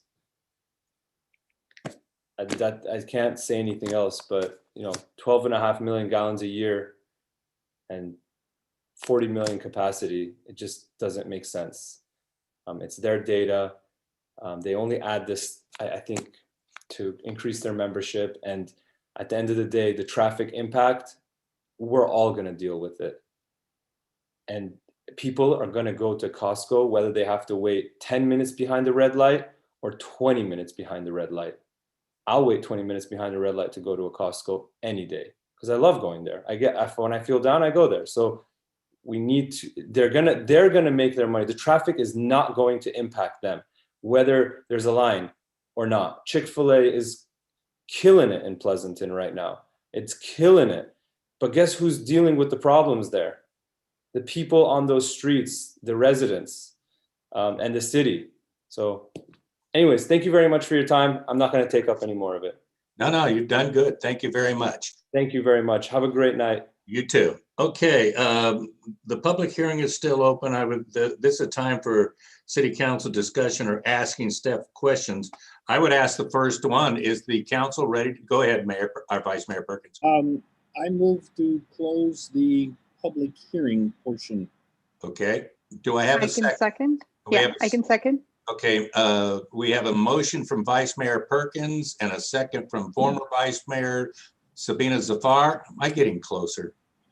No, You're perfect. okay. Yeah, right. Okay, can I have a roll call vote on the closing of the public hearing? Councilmember Armstrong, Yes. Councilmember Veros, Yes. Councilmember Zafar, Aye. Vice Mayor Perkins, Yes. and Mayor Hudson. Yes. Thank you. Okay. No, Mark, you're not going first. Is there anyone else that would like to start off the discussion? Go ahead, Vice Mayor. Let's see. I want to ask the question about the 120,000 gallon tanks. My assumption is by having large tanks, you have fewer fuel deliveries. You can space out the fuel deliveries. Is that roughly correct? I'm asking Sean, I guess. Yes, you have the concept correct. Okay, and having 32 pumps also decreases the queue, I would assume, by having 32 pumping stations plus 24 queuing spaces directly behind those. And I asked our traffic engineer, thank you so much, Deborah, to figure out how many more cars could queue up in a single file line. It really is brilliant, in my opinion, to put the queue all the way at the back, because then you have the entire length of the lot for queuing space and roughly twice the width for additional queuing space. And she tells me you can put at least 26 cars in there. So 26 plus 24, you've got 50 vehicles queuing and 32 vehicles pumping. Is that part of the philosophy of having that many pumps and that much queuing space, is so that it doesn't pour out onto Fostoria? Sean, I'm happy to take that if you'd like. Absolutely. Yeah. Take it away. Yes, thank you for the question. You're absolutely trending in the right direction with what you've described. Yes, it's intentional to orient the fuel facility with the queue storage area to the rear of the site to be able to take advantage of any kind of on-site queue spillover should that ever be necessary. Additionally, the number of pumps that are included in this particular layout are informed by the demand that's expected at the site. Costco does not build a 32 pump or position facility everywhere. There are many locations that have fewer fueling positions than this because the market is smaller and the demand is smaller. This is the Bay Area, and a lot of people live here, and a lot of people are members and are gonna, are interested in this service. It matters to provide a sufficient number of fueling positions to meet the demand in cases where Costco has constructed fewer positions than actually were needed to process that demand. That's where we see what people may have, be aware of, are kind of really long queues and really long wait times.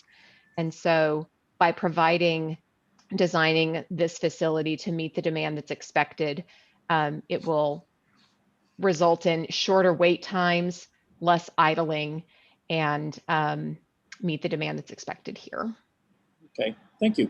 Yes, I'm grateful, because if you cut it to 24, that would mean your throughput would be less, which means that for the same number of vehicles demanding the service, the queuing lines would actually grow.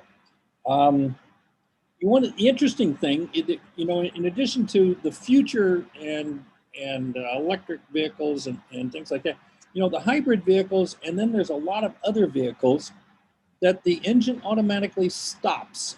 My wife's Subaru, every time we come to a traffic light, your foot on the brake, engine shuts off.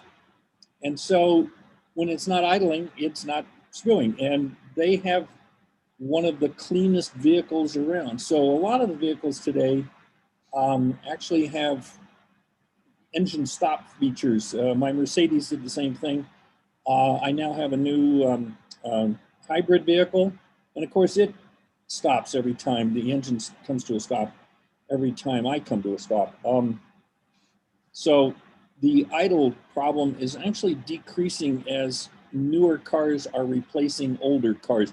And Mr. Hudson would probably know more about that from the Bay Area Quality Management District and what he sees in vehicle technologies, that hybrid vehicles are transitioning because the cost premium for hybrid vehicles is shrunk substantially. Air quality studies that were done. I want to ask our staff. So I guess I'll ask Lauren or Debbie. The studies that were done, submitted and peer reviewed by our staff and by First Carbon, are consistent with what would be required in a more detailed CEQA demand. Is that correct? That is correct. Once again, the analysis is based on local criteria that set by the Bay Area Air Quality Management District and thresholds of significance. And so it's all been measured against those standards. It's not an arbitrary assessment of what is significant or not significant.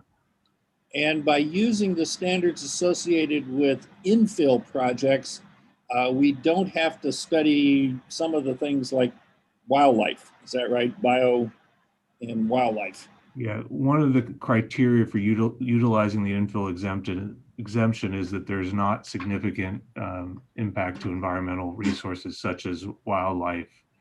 And so there's a number of categories that you must be able to check the box on in order to use that exemption.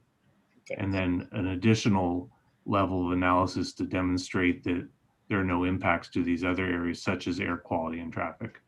Okay, and so you don't have to do related to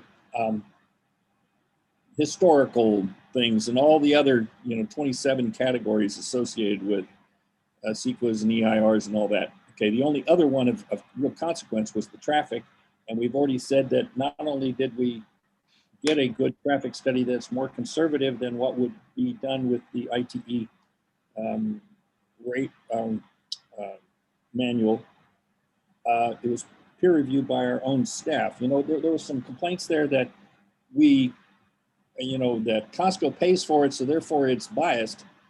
But if our own staff reviewed it and said, in fact, it was appropriate for the site and it was consistent and conservative, then the fact that it was done by a Costco paid company is not really that relevant. I know that these things were done by licensed and registered engineers.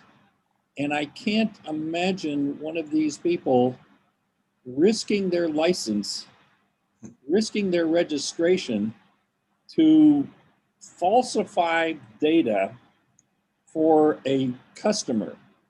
And as Amy was telling us, they do work for more than Costco. They are not an in-house company. They do work across the country.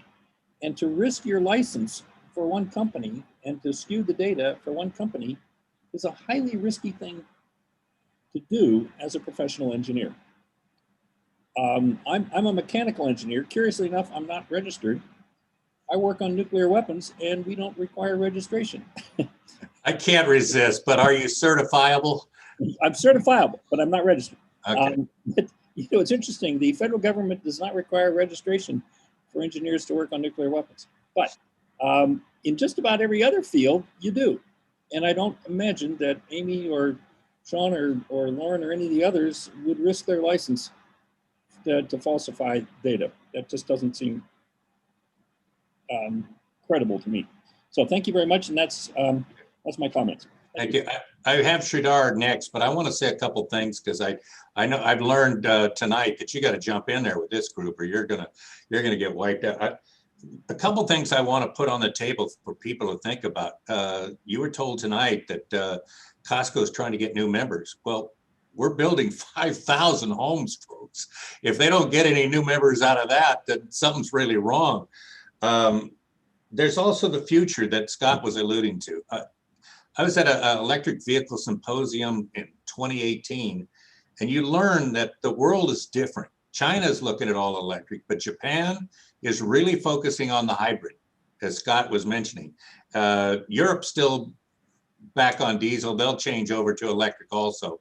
But what you're going to see in the next several years is there's not enough boron in the world for all these electric vehicles. Hydrogen's going to make a resurgence. So it isn't just electric to do that. The curious thing to me, Lauren, and if you wanted to do an EIR, I would tell you, if people are thinking that way, that I will ask you to go back to the first 5 grounds for the appeal and tell me where you're going to do it, because you're going to have to decide which traffic data you're going to listen to. We got both sides on this, but the air quality is the same thing, and that's 3 and 5. And I'm looking at one issue as the EPS spent a lot of time on. We're going to exceed the 1 hour mark on nitrogen dioxide. I believe it's one of the 6 GHGs. And I'm thinking, okay, that's not good, but that's still a Bay Area Air Quality Management District thing. But we're only doing it for construction. And I have to tell you, we have 5 refineries in the Bay Area, and 2 of them are closing their doors. I know one of them switching over to the biofuels, or what'll be this green hydrogen. That's why I asked my question. And I just learned that Marathon's looking at doing the same thing. Well, that 1 hour notice that they're talking about isn't San Ramon. It's for the entire Bay Area. Bay Area Air Quality Management District doesn't go to each 101 cities. You've got the whole region that you're looking at. And we're in an episodic zone anyway. So I don't put a lot of credence on 1, 2, 3, and 5. So I'd love to focus on 4, but I think Lauren kind of nailed it on the first bullet. We can't. So if you're looking at doing something more, or an EIR, what are those things, 600 grand or something to tell you nothing more, you're going to have to focus on the reason why you're doing it as part of the upholding the appeal. So that's something to start off with. Sridhar, you now have the floor, and you've heard comments from Scott and I. What are you thinking? So as you know, like there is comments came up about the money, right? So I think it is definitely an important element in this case, or factor. I think because of the pandemic, current pandemic, there's people suffering economically, and definitely they are looking for any option that they can find to save the money, right? So is there any study or is there any estimates that tells us how much the price will be the difference from at your Costco gas compared to other gas stations? Everything I've seen is the same thing you've seen, and we'll let the staff discuss it. But I mean, this is so variable. It's like the hours of when people go into the gas station. They don't just go to Costco and hit the gas station, but that's the general theme. This is another item that they'll be selling. Outside of that, Lauren, do you have an answer for that, or is there someone that you'd refer them to? I think Sean could probably answer in terms of what the going rate is for Costco gas versus market rate or surrounding. I don't have that specific information, and it is highly variable, day to day, week to week. But Sean, do you have some information on that? Not at my fingertips, and my response would be the same because it is so variable. We have seen, differences in price range from 10 cents up to 50, 60 cents a gallon, and it really just depends. Yeah. So yeah, that's important for me because we don't know how long this economical down, like the conditions that going on right now, and it can continue for long, and community is hurting, and anything that they can save, every penny counts at this point of time. Mark, I was just kidding if you want to chime in. I mean, I had this flashback, and I know Scott knows, to the exact meeting I'm thinking of. I won't say it, I'll be good. Anyway, if further comments or questions before we get Sabina to make us sound good. I did only have one question, and because there was talk a quick one. A quick one, because there's talk about membership, and there's potential for membership to increase. There was a question that was brought up this evening about, did these analyses with respect to traffic and air quality take into consideration the potential for an increase in membership?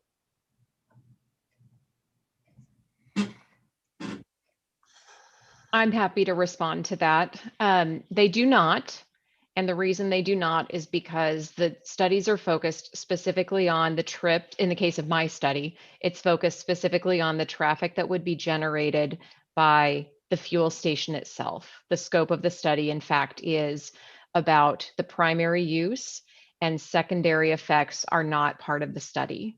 A parallel to that might be, that comes up often when we're looking at a Costco warehouse, is that you in fact would, that comes in new in an area, is that also generates new trips at the driveways of adjacent businesses, because the warehouse itself would draw people to the area, and we study that and identify what needs to be done because of it. But we don't go then and collect traffic counts at every single driveway up and down the road to try to estimate and how much more is going to happen for others. Ultimately, the focus of the study is on the use that is going in and what that means on the local roadway. There's so many permutations. 26 or 32, I forget what it is, intersections every year as part of the Doherty Valley Oversight Plan, though that may be coming to an end, and we haven't hit the levels of service that were discussed tonight. The problem is, if we go to an EIR, we can't use it anyway for less than significance, back to VMT. So I'm sorry for interrupting, Amy. Go ahead, Scott, and then Sabina can wrap it up. Well, I'd like to hear from Eric on that too. Okay. Sure. So from the air quality standpoint, first off, we have emissions representing the vehicles and then from the gas. So the vehicles build off of all the traffic information from Amy. On the gas side, we do estimate the emissions, from the gas usage. And on that end, we greatly have estimated sort of the cap of what it could be. So in theory, I think if you had a few more people coming in to get more gas, the analysis is conservative enough where it's probably capturing potential growth or something like that in that kind of emissions. Okay, thank and you. I would say, from what I understand of Amy's analysis too, I think you've heard she has some conservative assumptions in there also. And so there's some wiggle room in there too, which I think you could argue that is capturing some of that possibility there could be growth compared to what it might otherwise be. I don't know, Amy, if that might prompt some thoughts.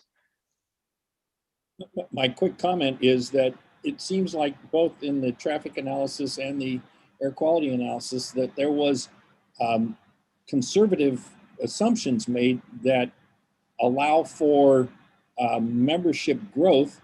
I mean, the city's going to grow. We aren't static. The state won't allow us to be static. So the assumptions made in all those studies were conservative, and so would allow for some growth before we, trip some meter somewhere. Okay, thank you. Go ahead, Mark. Did you have? I got to keep going back and forth because I don't see it. Either that, or I'm going to ask Sabina if she has comments. Okay, let me get back. Okay, yeah. Okay, Sabina. So I want to take a step back from Costco right now and really talk about as cities. And one of the things I've learned over the last 2 years is that we're also responsible for two things: land use and economic development. And I know the majority of work that Debbie and her team have been doing is making sure that we have the best land use of our resources. We bring economic development and vitality to the city. We can dismiss and say, oh, we don't want, the revenue that's going to come from this gas station, but we do. We are going to be suffering because of our budget and everything, because of the pandemic, how much revenue loss we've had. And a domino effect would be that our level of service would be impacted, and we won't be able to serve our residents the same way if we don't have sources of that economic development. So Debbie, I don't know this, the Office Max or Office Depot that's there right now. Anytime I've been there, I haven't seen more than 2 or 3 cars. I don't know how that's doing, how, if it's a viable, most of that stuff has moved to Amazon, office stuff and office supplies. And I don't know if that kind of a store fits into the model anymore. So, I mean, that's something that I want everybody to pay attention to as well, that by having something which is not going to be an empty lot, it's not going to be a deserted place in the city, because that can be a complete eyesore as well. And then we reject something like this, which is bringing more economic vitality to the city. We'll be rejecting some of those dollars, which are important for the general quality of life in our city. And as far as I have an eye on the future and the next 14 years and what the governor is saying, but the reality is that only 2% of the cars globally are EV. So people own cars, people put gas in their cars, and this is also providing a service. And we've talked, earlier we talked about the number of letters we did receive in support. Costco may have encouraged their members to send those letters, but the members did want to send those letters to us. And so it is an amenity that our residents and our members are looking for as well. And so as council, we also look at all of those things, and they play a big part. Obviously, we want to make sure that we do due diligence, that we ask all the right questions, that we make the right decisions for our residents. But we have to look at the big picture and how all of this comes together. I've been watching this, April is when this came, and I've been watching all the YouTube videos of our architectural board and the feedback they gave, of our planning commissioners, the feedback they gave. And by the time it's come to us, it has really been vetted out, and it's taken almost a little under a year really to go through this whole process to make sure that we have no stone unturned when it comes to making sure that we're making the right decision for our residents and for the city. So I just wanted to kind of bring attention to that. Thank you. Actually got to remember to take that mute off. I just want to say one thing that we heard earlier, and I think you just touched on it, Sabina. This is not something that has come before San Ramon recently. I was hearing about Costco and a gasoline facility with it before I got on the planning commission. And I've been on city council in the 24th year. This is something that they've been looking to do for some time, and the city has, had opportunities. And I can tell you right now that if Danville owned this site, or this site were in Danville, you could talk all you want, it would be approved tonight. And they probably wish that they had the thing resolved over on the Burrell property, but that's, past. The present, it is as you just defined it. We're looking ahead. And I would ask, if there are no more comments or questions, what is the, go ahead, Vice Mayor. I wanted to mention one other thing, and that is the Office Depot in Dublin, right next to the Nissan dealership, has been closed for more than 10 years. It's a vacant building. I would hate for our Office Depot to remain closed, generating zero new revenue. And we missed out on this opportunity. And lo and behold, Danville found a way to build the gas station on Fostoria. Yeah. Or close by. Yeah. I will make a motion to adopt resolution 2021-031, denying the appeal, approving a minor use permit, approving the development plan, architectural review application, master sign program for the Costco service station located at 3111 Fostoria Way. I can second. Okay, we have a motion by Vice Mayor Perkins, second by Council Member Zafar. Any further discussion? Seeing none. Oh, yeah, that's your hand, Scott. Roll call vote, please. Councilmember Armstrong, Yes. Councilmember Veros, Yes. Councilmember Zafar, Yes. Vice Mayor Perkins, Yes. and Mayor Hudson. Yes. Thank you. And I would just say, I don't think we have anything more on the second. If there's any further comments, we'd do it now. I know I have one attendee that has his hand up, but public comment has been closed. We are not going to reopen it. The item is finished for the night. I have nothing more. If you're finished, I'm out of coffee and this meeting is adjourned. Thank you. Good night, everyone.